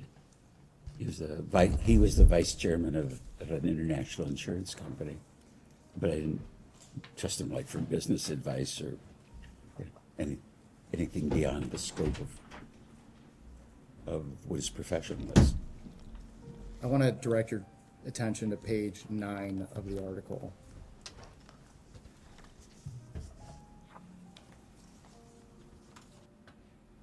Ghislaine was really carefully briefed by her lawyers. Like, they were in the room. At times they would go off the record. They would talk. I mean, they probably just did then. But I felt like Ghislaine already had her stuff mapped out. I feel like he's now having to sort of wing it a bit on this article. Like, he doesn't seem as prepared as Ghislaine was. And in the legal setting, I'm not saying that, I'm not casting judgment necessarily. And obviously I'm saying bad things about Ghislaine Maxwell, you know what I mean? But the people in the legal settings that have got all their ducks in order, that have got the most expensive lawyers and have like gone through it all with a fine-tooth comb, they're the ones that have got more chance of winning, sometimes regardless of truth. Do you think, maybe? Do you know what I mean?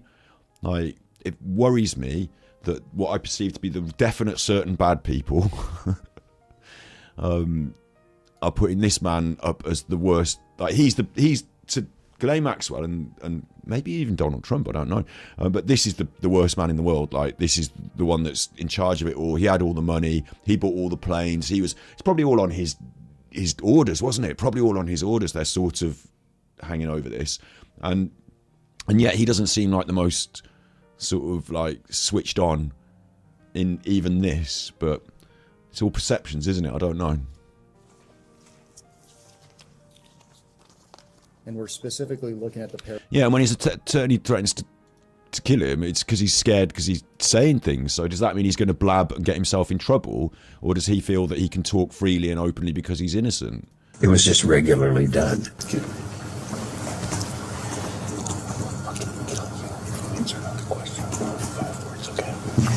Very strange, isn't it? It's very strange. Paragraph 6. And the body language here, where the attorney gets hold of him, like, he's not grabbing him around the neck, but this is dominance. This is like, it's like there's an old man in a care home who, you know, you grab it and you feel a bit uncomfortable about it. You know, it really has strange body language to it. It's about control. That's total control. Like the attorney needs to assert control over this man's behaviour. So he grabs hold of him and tells him, do the things I tell you. Like, it's very strange. Paragraph from the bottom, it starts in September 1997. Well, it's understandable, but stranger.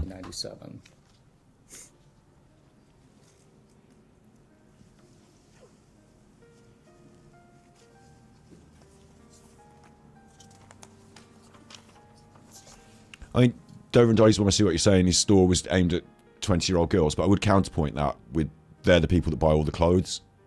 Like, if you're going to make a successful fashion brand, there's no point in aiming it at 40-something-year-old men, is there? Because I don't give a fuck.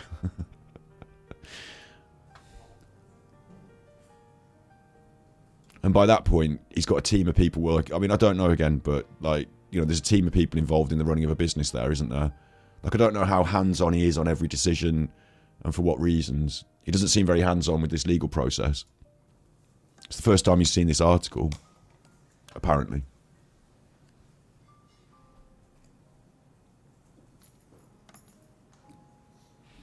I'm prepared. When you're ready, I'll read the relevant. I'm prepared to believe that he's done bad things, if that's the case, if there's evidence. I'm also worried that he's being set up as a patsy for the people who have done the bad things because he's the softest, easiest one to send down, you know. Birthday with a dinner at his Ohio estate. Meister says he used the occasion to once again tell Wexner how untrustworthy Epstein was. My wife and I told him and Abigail hundreds of times to stay away from Epstein. Mr. Wexner, do you recall this occurring? Objection, double hearsay. Are you directing your witness to not the witness to not answer the question? No. I will direct the witness not to answer if that's my intent. I'm just raising an objection for the record. I first thing to understand this, I never had a birthday party for myself. In fact, I never had birthday parties. My mom and dad just didn't do that. And Abigail's been great because every milestone birthday has been a surprise party. And I think, I don't remember for sure, but the 60th birthday party, if Senator Lieberman was there and Marshall Rose was there, Shimon Peres was there, John Glenn was there, Max Fisher was there.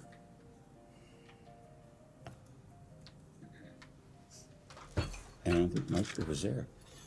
Let me ask you a different So question.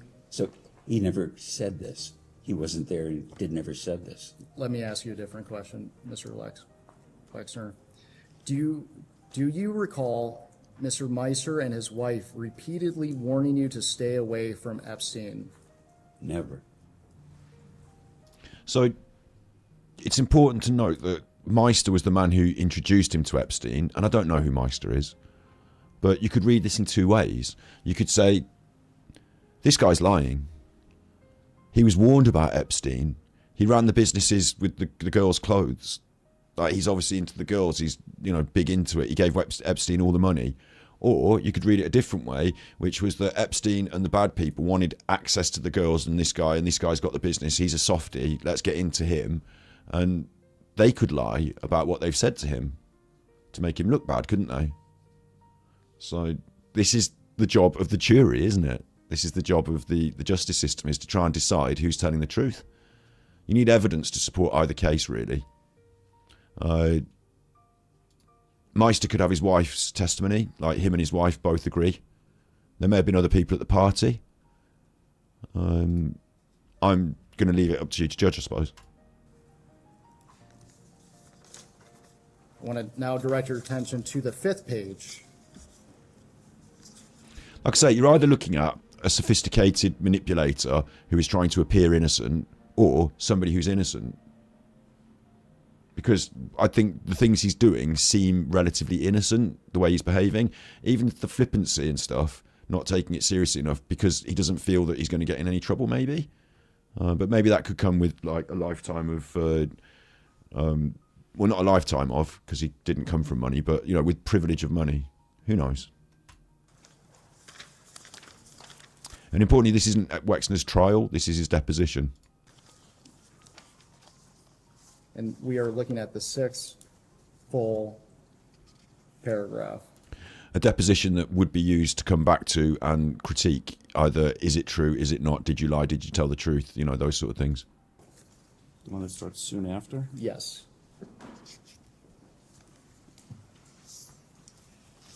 I haven't seen all the mentions in the files, so I don't know what to say about the things that have been said about Wexner in the files. So again, I'm reserving. I'm not saying he's good. I'm not saying he's bad. I'm not saying he didn't.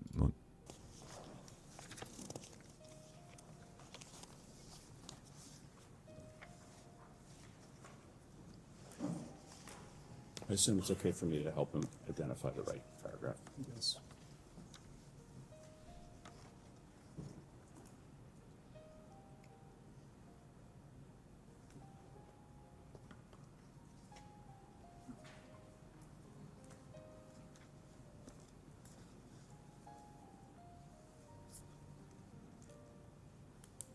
Yeah, I just read it. For the record, it reads, soon after introducing Wexner and Epstein, Meister started hearing disturbing stories about Epstein's sexual proclivities. Think of whatever the worst thing anyone could do is, and Epstein did them all, Meister said. Did Meister ever express concerns related to Mr. Epstein's sexual proclivities? Never. Objection, double hearsay. He answered. Never. The very next sentence continues, Mr. Epstein showed up unannounced at Meister's Park Avenue apartment with 5 models for Meister's sexual entertainment. Epstein thought he was bringing me a gift, according to Mr. Meister.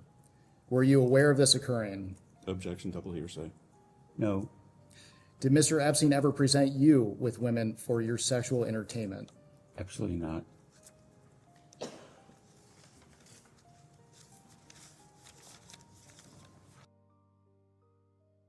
Okay, I'll you know, I'm trying to be impartial, but I'll read you.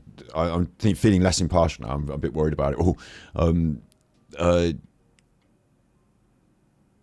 What directly implicates him in the Epstein files is Wexner was included on a list of Epstein's 10 co-conspirators with the FBI email, alongside Maxwell, Indike, Klan, Jean-Luc Brunel, and Leslie Groff. Wexner was listed as a suspected secondary co-conspirator in a recently released DOJ file, but there's limited evidence regarding his involvement. Like, I'm worried about both sides here. Virginia Giuffre, one of Epstein's most prominent victims, claimed that Wexner was one of the men Epstein trafficked her to. Wexner has denied ever meeting her. Maria Farmer reported being assaulted by Epstein and Maxwell while working as an artist on Wexner's Ohio property, with security staff allegedly preventing her from leaving. So she was on Wexner's property, but Wexner didn't do it. An FBI cellmate interview document states a redacted individual alleging Epstein earned his money from having sex with Wexner. That does come up in a bit. So the implication that's most damning is Virginia Giuffre stating that Wexner was one of the men Epstein trafficked her to. That's the most damning.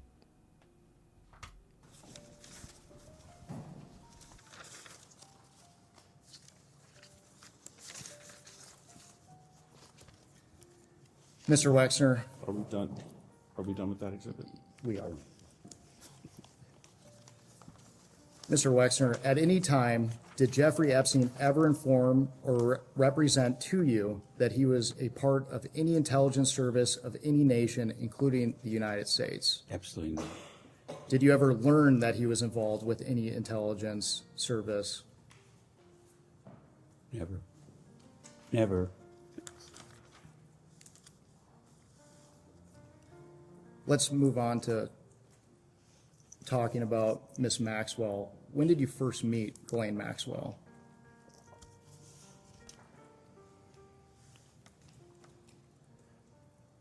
Probably about the time that I got engaged to Abigail. So must have been about 1990. And do you recall how you met Miss Maxwell?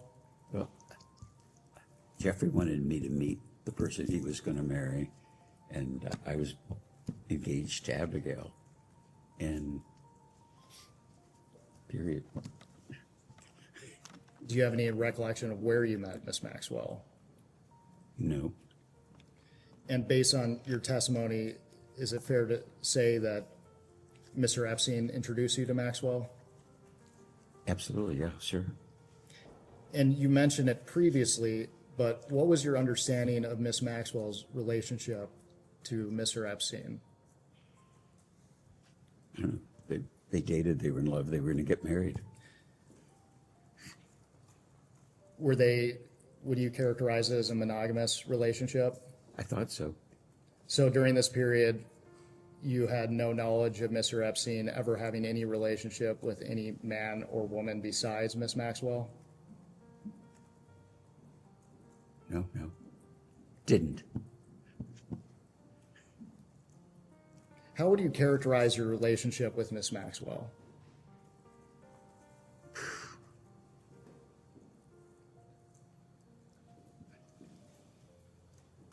Like, Wendy Meister was Bob's wife, and we were friendly and friends. I met Ghislaine Maxwell because she was Jeffrey's girlfriend, fiance. It never went beyond that. I knew she was smart. I think she was an honors graduate of Cambridge or something. So she was like, spoke with an English accent. So I thought he was really lucky because he finally met somebody that was really smart and nice. And you said that Miss Maxwell was Epstein's fiance, so it was your understanding that they were engaged to be married?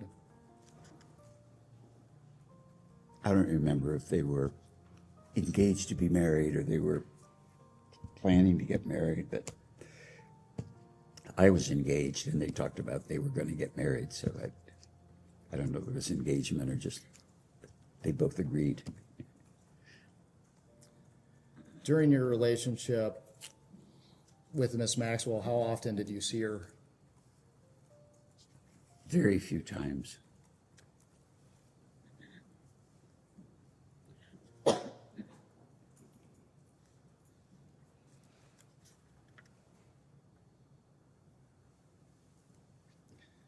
Mr. Wexner, the committee is investigating the circumstances surrounding Mr. Epstein and Miss Maxwell and the trafficking of young women, trafficking and sexual abuse of young women or girls. Did Miss Maxwell ever introduce you to any young woman or girl? No, I don't think she ever introduced me to any female or man. Did Miss Maxwell ever ask you to introduce a young woman or girl to your friends or associates? No. Did you ever introduce any young woman or girl that you met through Miss Maxwell to any of your friends or associates? Objection. Assumes in fact not in evidence. A little bit of body language. The rambling he does seems to be through nerves, and like he doesn't need to be doing it. Like when he answered about the Ghislaine Maxwell question, he was like, "Oh, I thought she was this and this, and I thought it was good for him to have a girlfriend who was intelligent." That's not the question. So he does do that rambling. When it came to this about has she ever brought you a girl? Just a straight no with loads of blinking, stress. But yeah, this is a worry, isn't it? It is a worry. I'm not able to. Wexner is officially implicated but never charged, named but never prosecuted, central but somehow peripheral. I'm careful to sort of leave it up to your judgment, I suppose. I know that's what I've been saying all the way along, but I have big worries. I have big worries. We're not going to do a full 5 hour go through the breakdown of this whole thing. I'm not doing a big body language breakdown, but I wanted you to see Wexner's testimony a bit. I've got some particular clips that I want to jump into. You're fine. So just to answer the question. That's fine. Repeat the question. I think the answer is no, but let's. Did you ever introduce any woman or girl that you met through Miss Maxwell to any of your friends or associates? No, never. Right, so this is an hour and 40 minutes in, and we're talking about, I've got notes. Stolen money. We're talking about stolen money. So the relationship between Epstein and this guy is established because Epstein tells him that he's got a thief, basically, stealing money from him. Is that right, or am I saying what? No, sorry, he's finding out that Epstein stole money off him.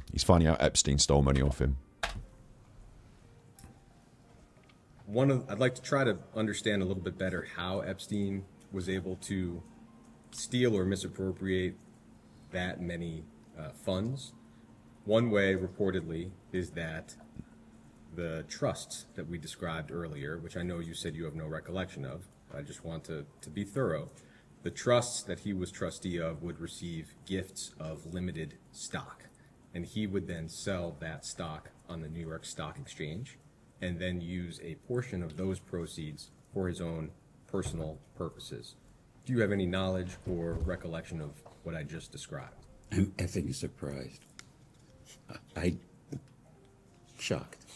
I didn't know this. Is it that you have not previously heard what I just described? I never heard of it, never saw this document. And it was publicly reported, I think, by ABC several years ago, but not ever on your radar? Never.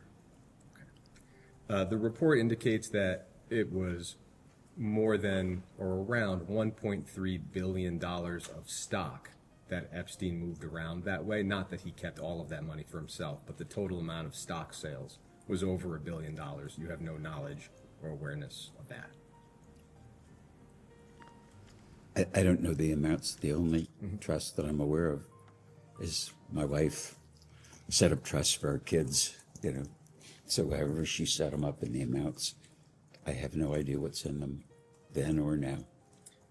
And then separately, it's been reported that around $20 million of stock and cash were contributed by two of your charitable foundations to one of Epstein's charities. Do you have any knowledge or awareness of that?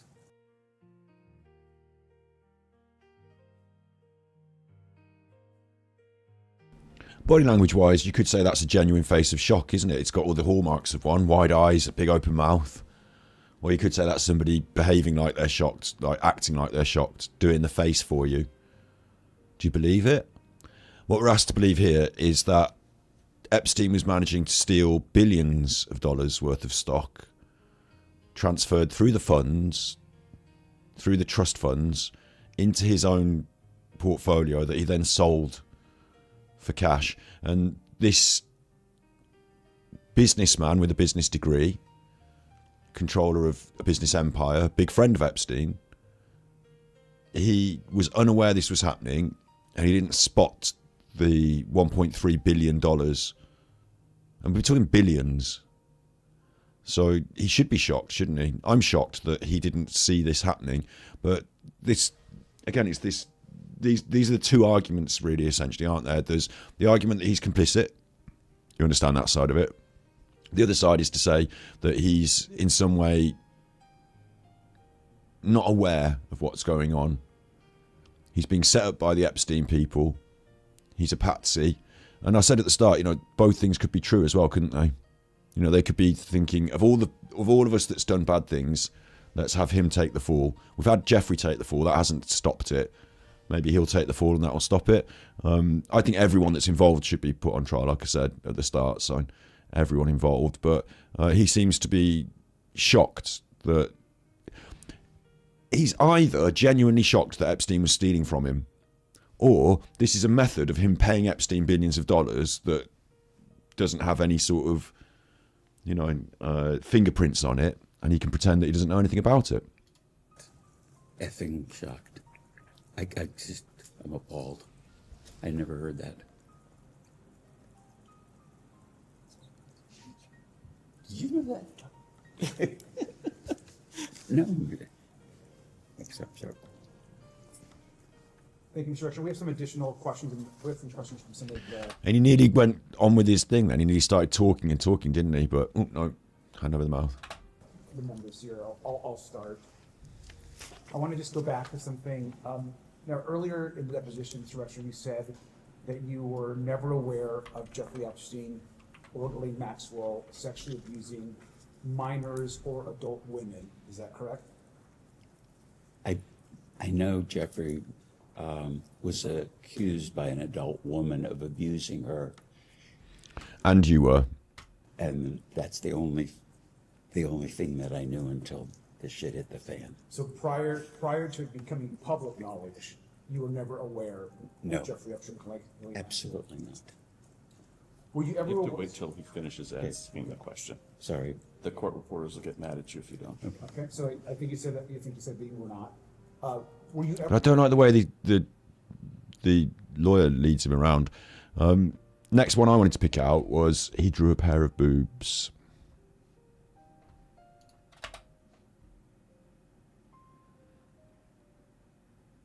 So it's Epstein's birthday book. Come on, YouTube.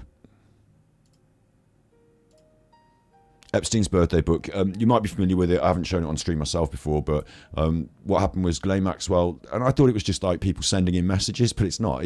She literally gathered handwritten messages, handwritten letters from around the world, different people, put them into a scrapbook so that Jeffrey had this book of handwritten. Trump's in it. He's in it. From a birthday book compiled for Jeffrey Epstein's 50th birthday in January of 2003.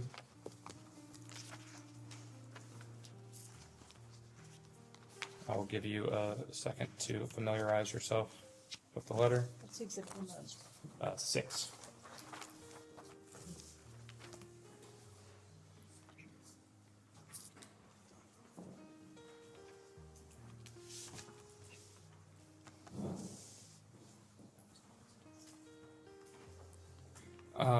Mr. Wexner, is this letter familiar to you? I have seen it before, yes. Where have you seen it before?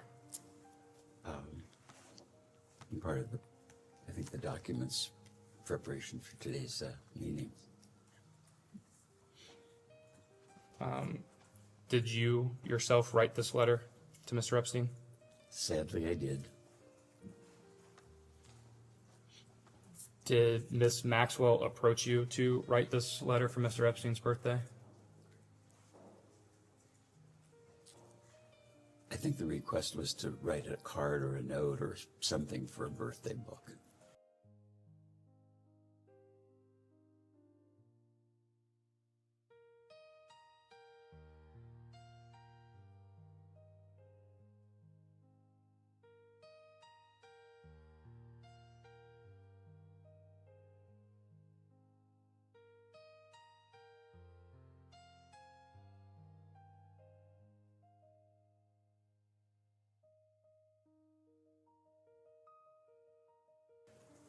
And did that come from Miss Maxwell? I don't remember.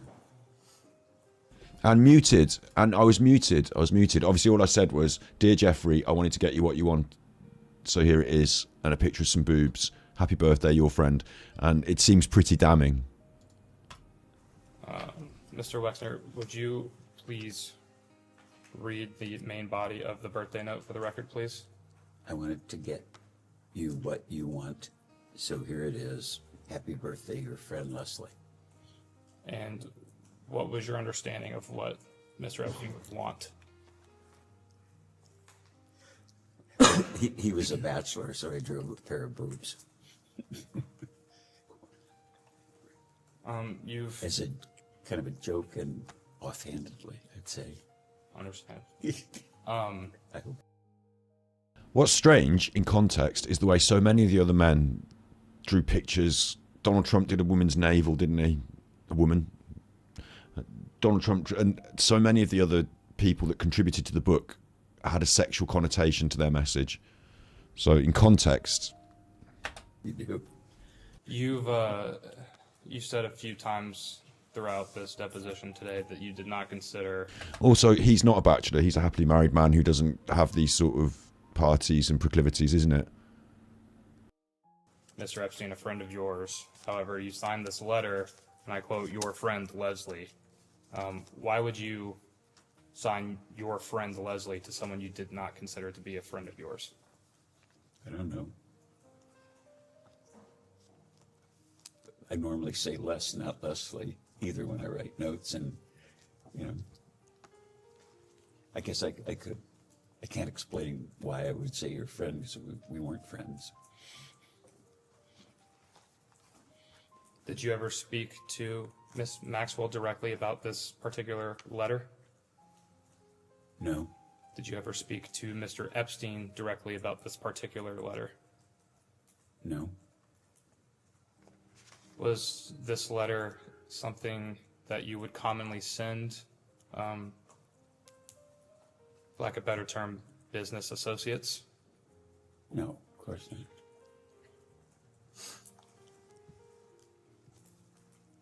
I was trying to be funny.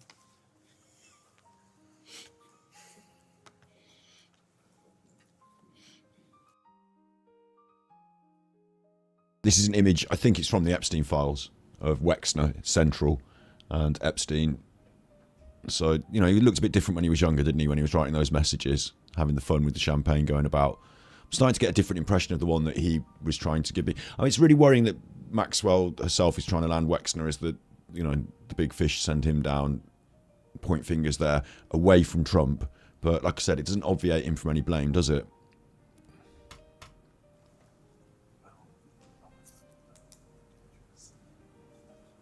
I'm going to mark as Majority Exhibit 7 a photo.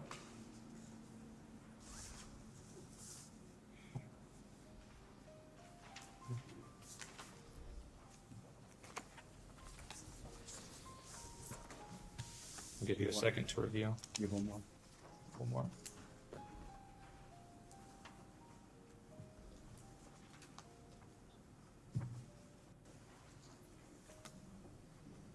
Are you in this photo? Yes. And Mr. Epstein is also in this photo?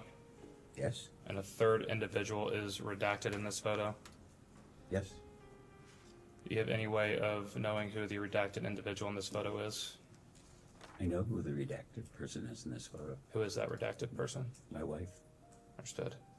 Do you recall? The man in the back is Peter Lurson, and the picture was taken in Bremen when the boat was launched.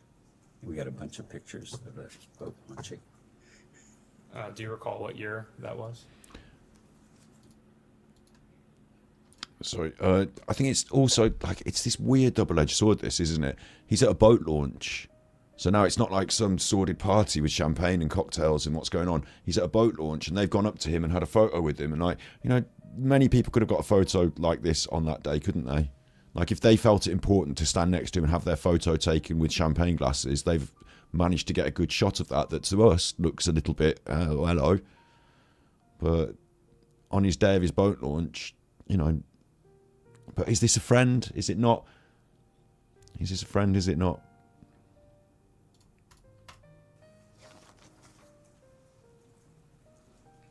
We had 2 children, probably 3 or 4 years after we were married.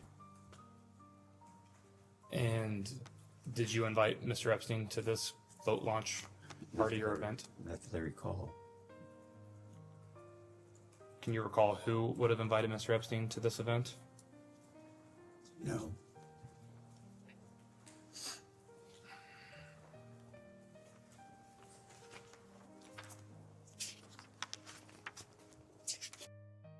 Prince Andrew, in my opinion, was both being used, so he was a victim, but also he created a lot of victims by being a horrible bad chuffer, didn't he? So, but I think Prince Andrew was being used. The big question is this guy being used, or is he in on it?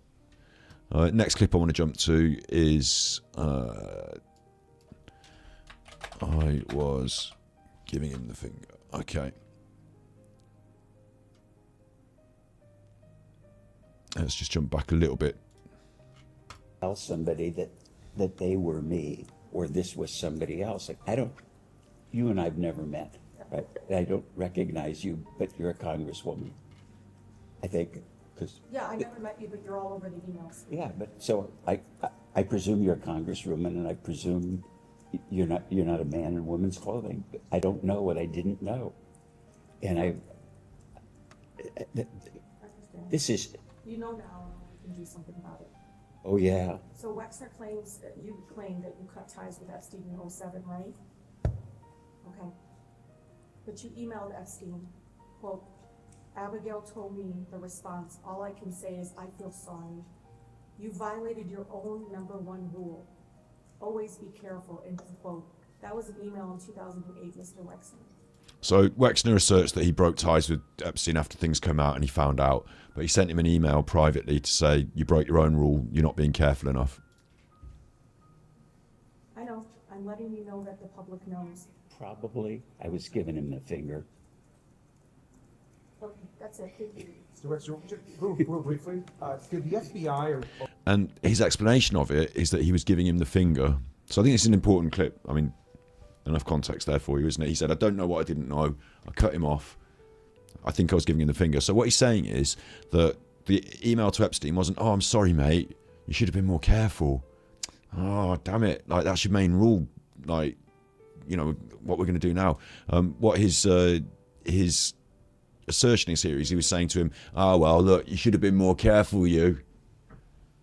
Like rubbing his nose in it. Again, it's about perception, isn't it? It's about what you want to believe or about what you're being asked to believe by whom. That the public knows. Probably. And I'm trying not to make you... Like, I'm trying not to put ideas in your head. It's not my choices. These are your thoughts on your opinions of it. I'm presenting different ideas. I'm showing you his testimony, his thing. I'm giving you the evidence on the other side. Yeah. I was giving him the finger. He was giving him the finger. Mr. Wexner, just real briefly, did the FBI or Department of Justice ever directly speak to you about Epstein or Maxwell? Has the FBI or DOJ ever directly contacted you or spoken to you about Epstein? Not to my knowledge. Never. Never. And then finally, would you consider Donald Trump and Jeffrey Epstein friends or friendly? Would you classify them that way in the information that you have?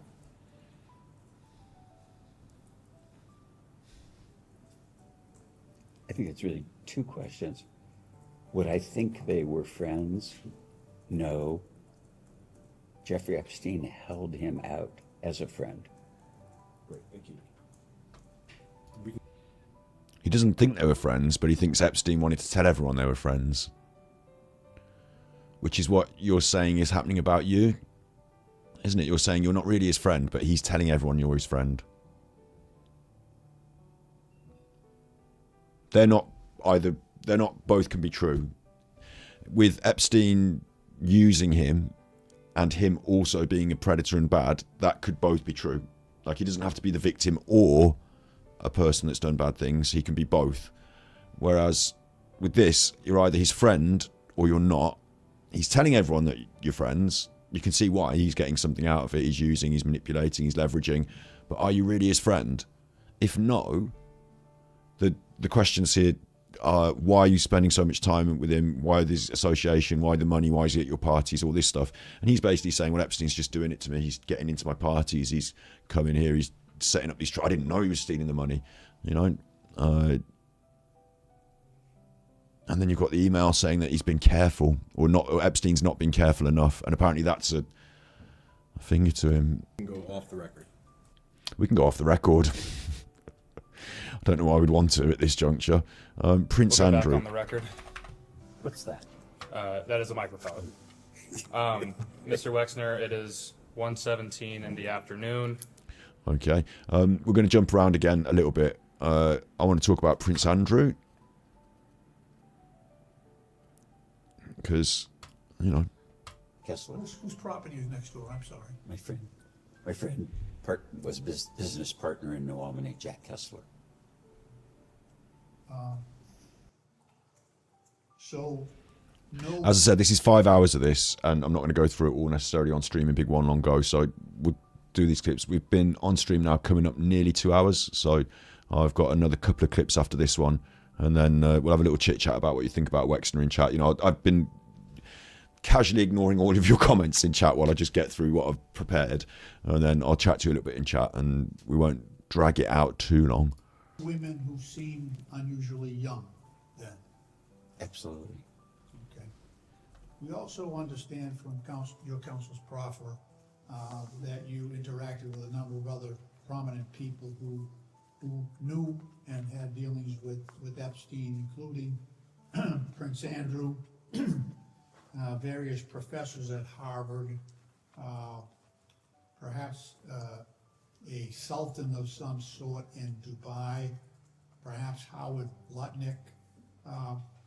With respect to Prince Andrew, who has also been accused of sexual misconduct in connection with at least one woman trafficked by Mr. Epstein, did you ever see or become aware of this interaction between Prince Andrew and one of these young women? I never met Prince Andrew, so I wasn't aware of anything other than... No chatter about that in terms of you're dealing with Mr. Either introduced by Mr. Epstein or by Ghislaine Maxwell. That whole interaction between those two and Prince Andrew. You have any knowledge of that? I had no conversations, interactions with Prince Andrew about women or anything. I had one brief, like 2-sentence phone conversation. Sorry, I've never met him. I've had no conversations with him about anything, women or anything. I had one conversation with him, very brief, just 2 words. He called me here in Columbus. What was that for? To me, it's a funny story. I'm getting ready to go to work. I think I was in the garage, and my wife or somebody came out and said, "You have a phone call." Maybe it wasn't my wife, but it was somebody. And they said, "It's a guy that says he's the Duke of York." And I thought, the Duke of York, what the hell is that? So I went in the kitchen, hello, and this is Andrew. I don't think he said this is Andrew, Duke of York. This is Andrew Windsor, or whatever he called himself. And I said, hello. And he said, I helped my mother buy her airplane.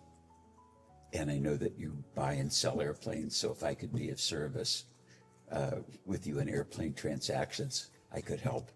And I said, no, thank you. We're covered. And have a nice day. And hung up and just kind of laughed my ass off that the Duke of York called me about. So he cold called you to sell you an airplane or to help you buy an airplane?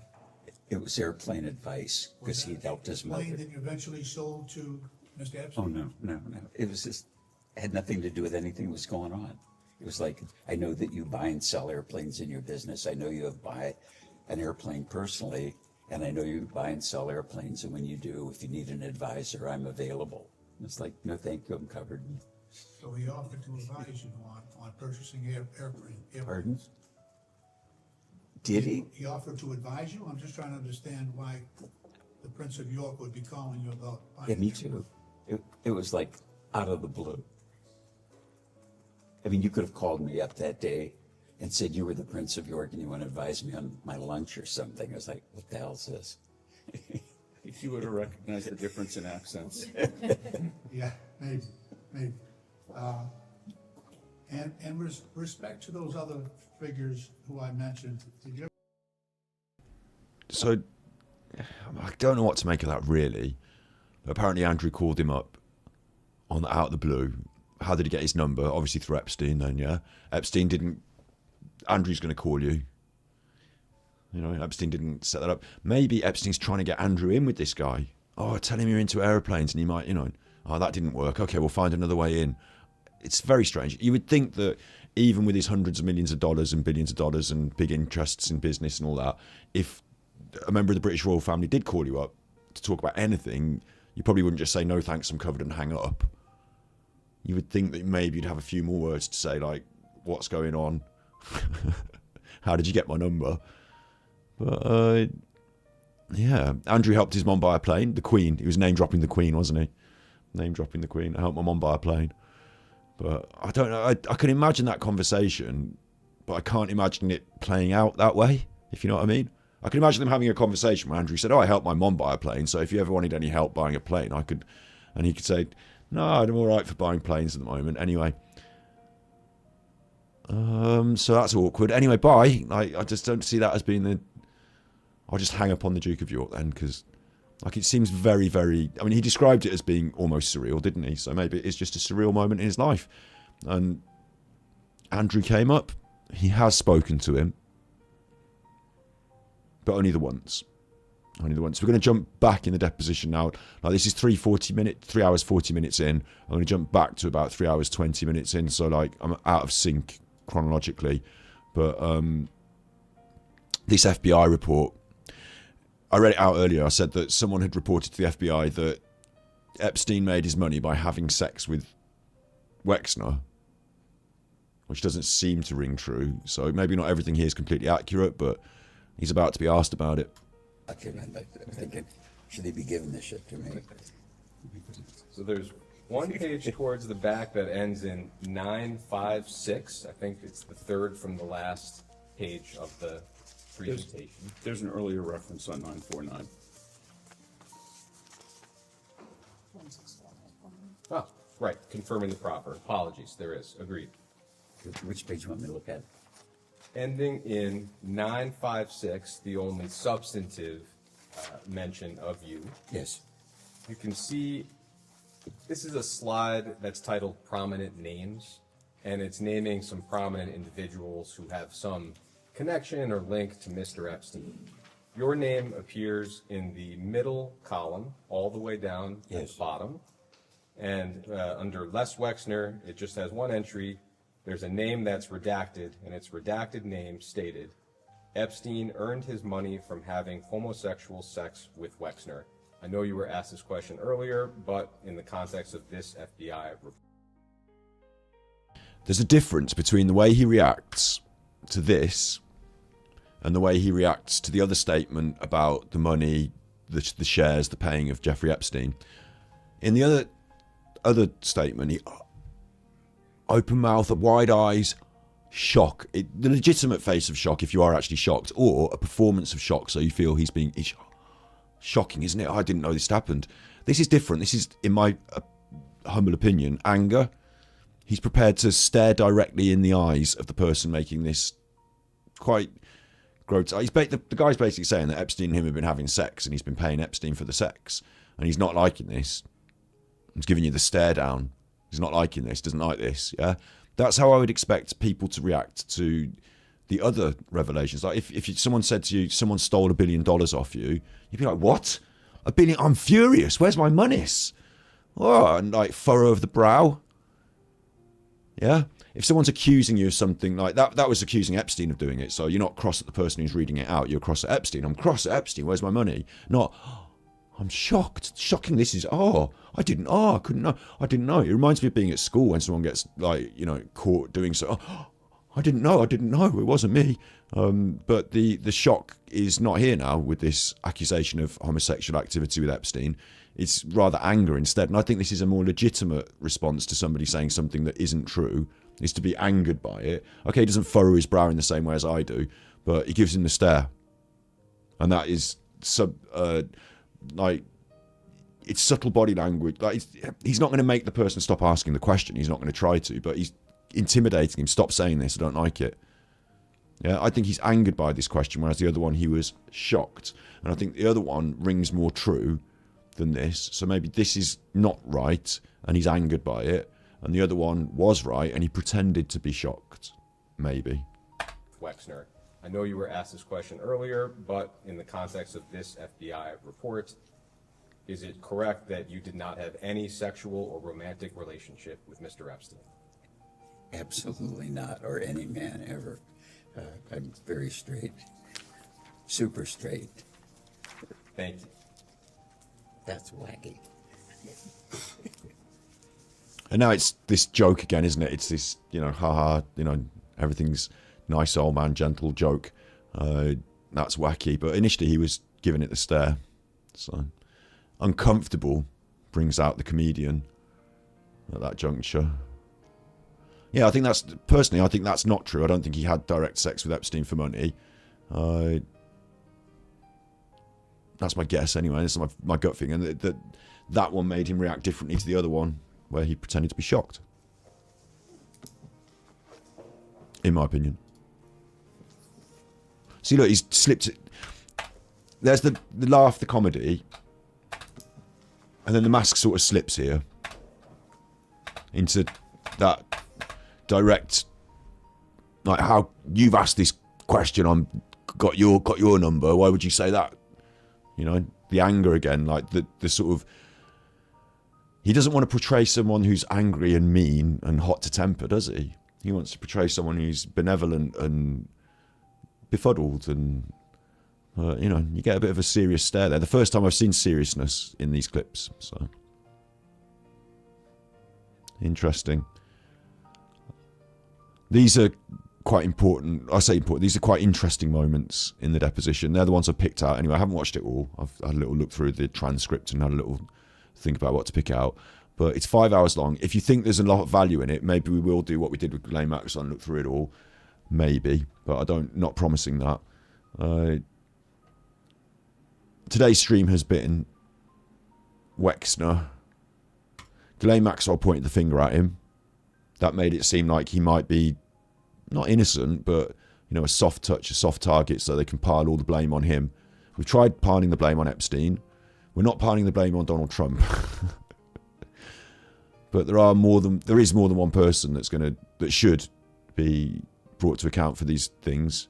Wexner's in the files, he's in the pictures, he's done the handing over the money, the signing of the birthday note, whatever else. I guess I'll leave it to you to make your own conclusions. But yeah, that's today's story, is Wexner's deposition. What do you think then? When I say I'll leave it to you to make your own conclusions, tell me in chat if you want. What do you reckon? Guilty, not guilty? Innocent old man. Well, he wasn't old at the time, was he? But innocent man with loads of money, and are they getting into him? Have they set him up? Have they got him in strange positions so that he's in, like, is he being blackmailed? Or did he just do it all? Like, is he part of it? Maybe you can't tell from a little deposition like this. Maybe you've got other ideas from other things you've seen on the internet.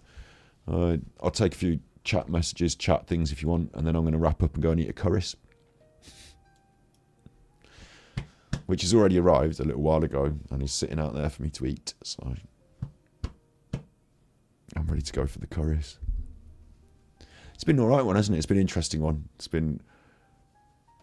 I do like to make jokes and laughs and stuff, but this Epstein stuff's not the sort of topic to make too many jokes about. But hopefully you found some value in that, and maybe you don't want to watch the full 5 hours of this, like I'm saying. He just basically denies it all, doesn't he? But it's hard to say at this point, isn't it? Yeah, it's hard to say at this point. I think it's a matter of perception, this one. And at the moment, you've got quite powerful people trying to point perception in different ways. And as I'm not fully, I'm not from this world, am I? So I don't know. But you'd hate for that to be a picture of someone that you knew was a nice person who had a photograph of them and Epstein. But how many people that are nice people get their photographs with Epstein? You don't know, do you? Has Epstein got his photograph with him? The big red flags are the fact that Epstein's been they've been so closely associated all this time.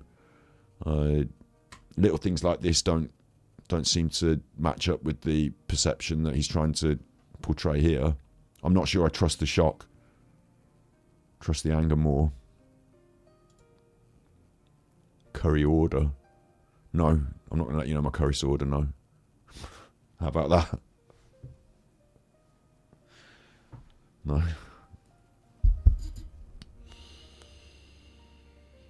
You can guess. I always have a taco dal.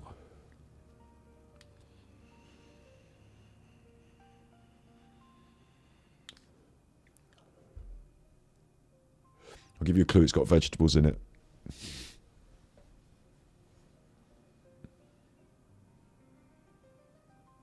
I've got bad stalkers. I can't give out any personal information on the internet. I've got twisted bad stalkers. They'll be going around every curry house in the area trying to find out which one does the vegetable boon or the way I like it. I don't know. Honestly. I won't get into it. I won't get into it now, but paneer's got cheese. Paneer's the cheese, isn't it? Lentils, tarka dal lentils. It's not my main dish, but I always have the tarka dal, yeah. Share it out to everyone else. They can all have a spoon. It goes really well. Tarka dal with the rice and the other things in the curry, it actually really, it's like there's a chemical thing that goes on. It's like a biology, chemistry thing. It really helps digestion and stuff. Always go for the tarka dal.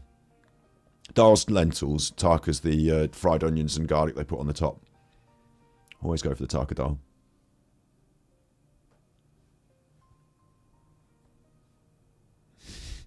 That's not even about the Epstein files. There's so much. I'll tell you something, right? There's so much with this Epstein stuff. There's so much so quick, isn't there? They dumped all the files over Christmas while everyone was busy with Christmas. Every day the news moves on very quickly with it. If I wanted to cover it on stream, I'd need to be on stream twice a day almost some days. Like, by the time I've got round to gathering up the information, like with this one, I prepared my little stream, got my clips ready and, had a look through the transcripts, picked out moments where he'd mentioned this and mentioned that. I've seen some other people talk about it on social media, so I knew there was some moments to talk about. And like, if I'd done like the 5-hour deposition, sat through that on stream, then we talk about it. Then tomorrow there's a new thing on the Epstein files. And even today there's two things. There's Andrew being searched. There's this, like the whole Epstein files saga. I believe it will come out. Like there'll be documentaries, there'll be things made later on. We wait for the big trials and stuff. But I guess there's a lot to say, and there's a lot of things that I've wanted to talk about, maybe that have slipped by. I'm going to try and make more of an effort when I think something's worth talking about, just to jump on stream and talk about it, because otherwise things do just slip by. Today's news, tomorrow's chip paper. The video content I make, I hope is evergreen. I hope that after these streams, if you haven't watched any of the videos that I've recently made, which of course you will have, whether it be Mars, Guy's Cliff, or the Elon Musk video, and my 3 latest pieces that I've really worked on, I want to add a Prince Andrew video to that next. So I'm hoping that these videos that I make can sort of sit there and stand a bit of a test of time, that people can still come back and watch them and they tell a proper story, like a documentary, video essay. That means that this Andrew one's more difficult because things keep happening. But behind the scenes, when you don't see me, I am actually busy working. I'm really grateful to all the members. I'm really grateful to all the super chatters. But membership is consistent. It's like what's the word? It's the sustainable part that allows me to say, okay, I've got this amount of income off it. I can carry on doing it, sort of thing. So I'm really grateful for that, and I'm hoping it will continue to grow. I did take a year off. I am back. And we are going on into the future. Trump wants alien files released. Yeah, it wasn't incredible that the alien files, which have been held on and talked about now for months, years, like they've had those sat there as like this, anytime anything bad happens, drop the alien files. Is it bad enough for the alien files? Prince Andrew's arrest was bad enough for the alien files. I think Donald Trump was worried about what Prince Andrew was going to say and what was going to come out. I think they're worried that Prince Andrew will talk. Because I really, my gut on this is, this guy's a minted billionaire, whatever. He don't have to talk. He's under no pressure, But Prince Andrew, he's not a prince. I keep saying prince. He's not the prince, is he? But he will be under more pressure than anybody, I think. And also is the kind of person that doesn't believe there's any authority over him. So when Epstein might have talked, he ended up dead, didn't he? They all know that you might end up dead. But who's going to be the one doing the murdering? Who was the one that was behind the Epstein situation? If you believe he ended up dead, who was the one that put the murder into play? Was it Donald Trump? Was it Prince Andrew? Was it someone that was going to be implicated? So I've got my fingers crossed for Prince Andrew goes to trial and loses the plot and blabs and tells things and it all starts to fall down. And also I've got other fingers crossed that it is a house of cards built on the sand, isn't it? So when, as I said, these other investigations that are going on, police forces all around the country, in other countries, when all of these things start to go through the process and cross-pollinate, they will say, oh, we've been researching this, we've got facts on that, here's something you can look at here, and it will start to click into place, and there'll be, hopefully, a lot more arrests and trials, but it might take a long time. I see with Trump, I think Trump will ride out his presidency. I don't think he'll be taken into account while he's president, but once he's finished being president, like with Prince Andrew, you know, in his pomp, in his time, really important, no one can tell him anything. Time passes, things change. So I think maybe with Trump, it'll even be posthumous, you know, after he's dead. But things will come out, and like the facts will be sort of, well, they already sort of have been, haven't they? But I am deeply, deeply disturbed at the idea that these facts could come out and the world doesn't change overnight because of them. Like, the people were protesting about all sorts of things last year, and this is a really serious one. It goes to the heart of our establishments, our institutions that have been manipulated by these dark forces. Everything from Brexit to bloody Boris Johnson, you know, an Epstein setup. All that reform stuff, an Epstein setup, you know. I think it's really bad. Really, really bad. And it's been quite depressing as well. But hey-ho. Any more Nicola Bulley coverage? I've got a couple of things to say about it, but to be honest, Nicola Bulley is dead. It is tragic, and she will remain dead for a long time. So if I need to say anything about it, I can say it in 6 years, in 12 years, as long as I'm not dead. And right now is not the moment to be going up to where she lives, flying drones around, meeting people that don't want you to be there at the bench, like digging over old ground that doesn't need to be dug over in that way. The deeper issues with Nicola Bulley, I'd say quite clearly, are Peter Folding and his conservative friends, like the right-wing people, you could call them. They wanted to undermine the police force so that the police force looked stupid and the police force lost their jobs, diving jobs, so that people like Peter Folding, with his contract per hour, could take over that job. And the crime commissioner at the time was a conservative crime commissioner who was quite keen on these sort of things. So they underfund the police, so they can't afford the divers. Peter Folding comes in and takes up the slack. That was a bit of part of the plan, and it's really wrong because private companies shouldn't be doing public policing. Bottom line. So I have got something to say about that. Basically that, but in a bit bigger video format, you know, a more serious video format. And I've got a little bit of an idea about the two fishermen that were there the day before. I've got some interesting idea about that. But as I said, the time and the place to say it, you know. 500 subscribers. Yeah, I think you're a bit confused. What it is I put an advert on the... I'll take that. I know you're a troll. I know who you are. But I'll take that. And I'll just prove it to you all now because it just shut it down. I shouldn't really indulge you on this. But on YouTube...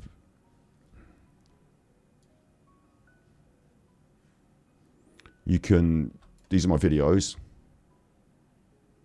And you can do a promotion. So I've done these, what are called promotions. The people that support me, they pay money into this kitty. They do super chats and things like that.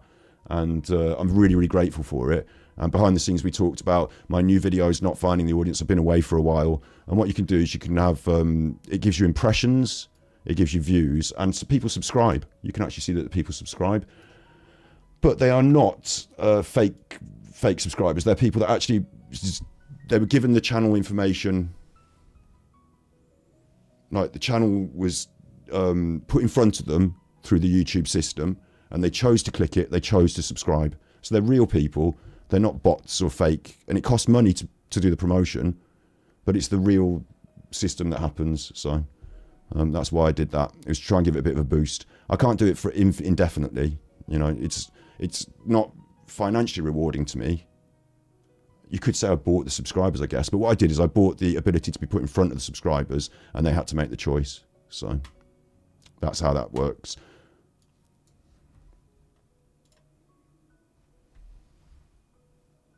You all right with that? Or do you want to go and cry?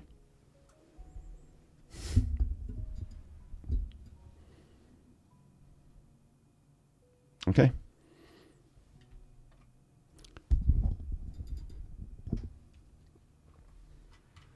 it is particularly sad for some people that, you know, that we do well. Your jealousy is showing. All good in the hood? Anyone else got anything else about these chuffers, or can I go and eat my curries?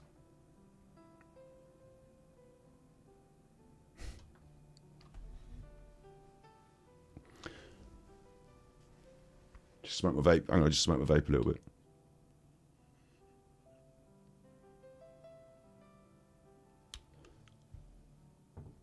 No, the trial's been removed now, but I shouldn't, you know, I shouldn't respond to them, but I thought I'd just shut that one down, because it is silly.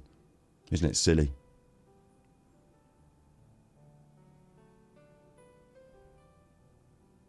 I think we're good. Yeah, I think we're good. Well, I know we're good. I know I'm good. They don't like it. Listen, you're all good. You're all good. You're going to get the occasional one. Maybe one day I'll do a big breakdown and, you know, show you all the evidence that I've got on all those things, but that's real true crime that's being dealt with. You know, real true crime, but yeah. Don't worry about it. I certainly don't. Yeah, I'll enjoy my curries. I'll enjoy my curries. And time with good people, which is what I've just been enjoying with you, chuffers. So thank you very much for being here. As I said, I was just doing my bit of my gratitude at the end of the stream, and I am very grateful. I am.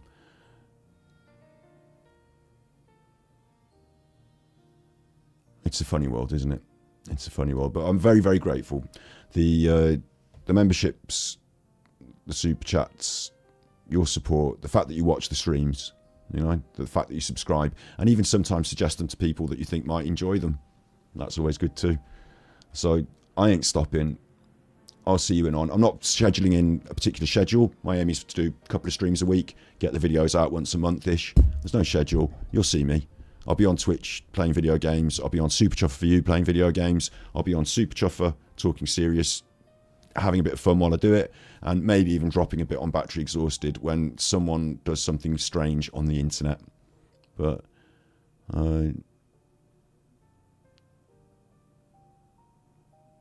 yeah, no buts. Just that's what's happening. Thank you very much for being here. Are we all good, yeah? I'm just checking chat, see if anyone else has got... Yeah, we're all good. Okay.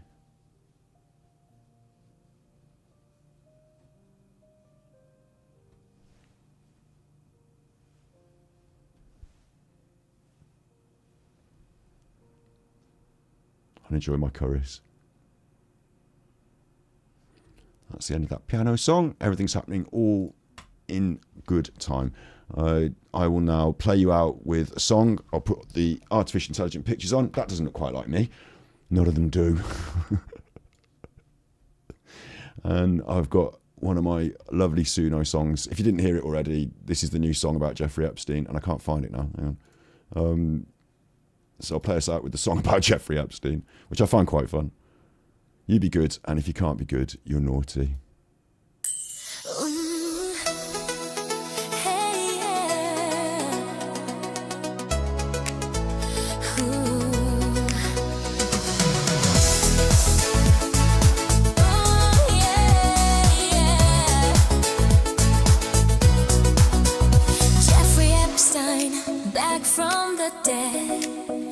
Jeffrey Epstein, no wait, he's not dead. Jeffrey Epstein, Prince Andrew, no wait, he's not a prince. Jeffrey's revenge, they sorted Brexit. All of the easily led by Jeffrey Epstein, back from the dead. Jeffrey Epstein, back from the dead. Jeffrey Epstein, no wait, he's not dead. Jeffrey Epstein, Prince Andrew, no wait, he's not a prince. Jeffrey's revenge, they sorted Brexit. All of the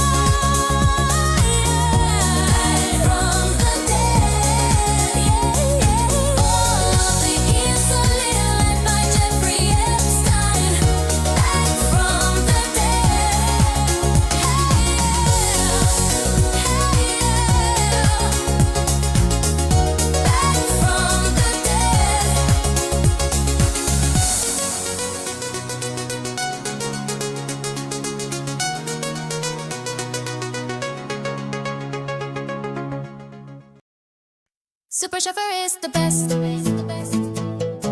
He's obviously the best. Lay all of your loss can think of. Super Chauffeur is the best. It's easy to drive a train. It's much harder to run a live stream. It's really easy to drive a train, but a live stream needs a brain. Oh, guitars can cry their breaking hearts. We will have adventures,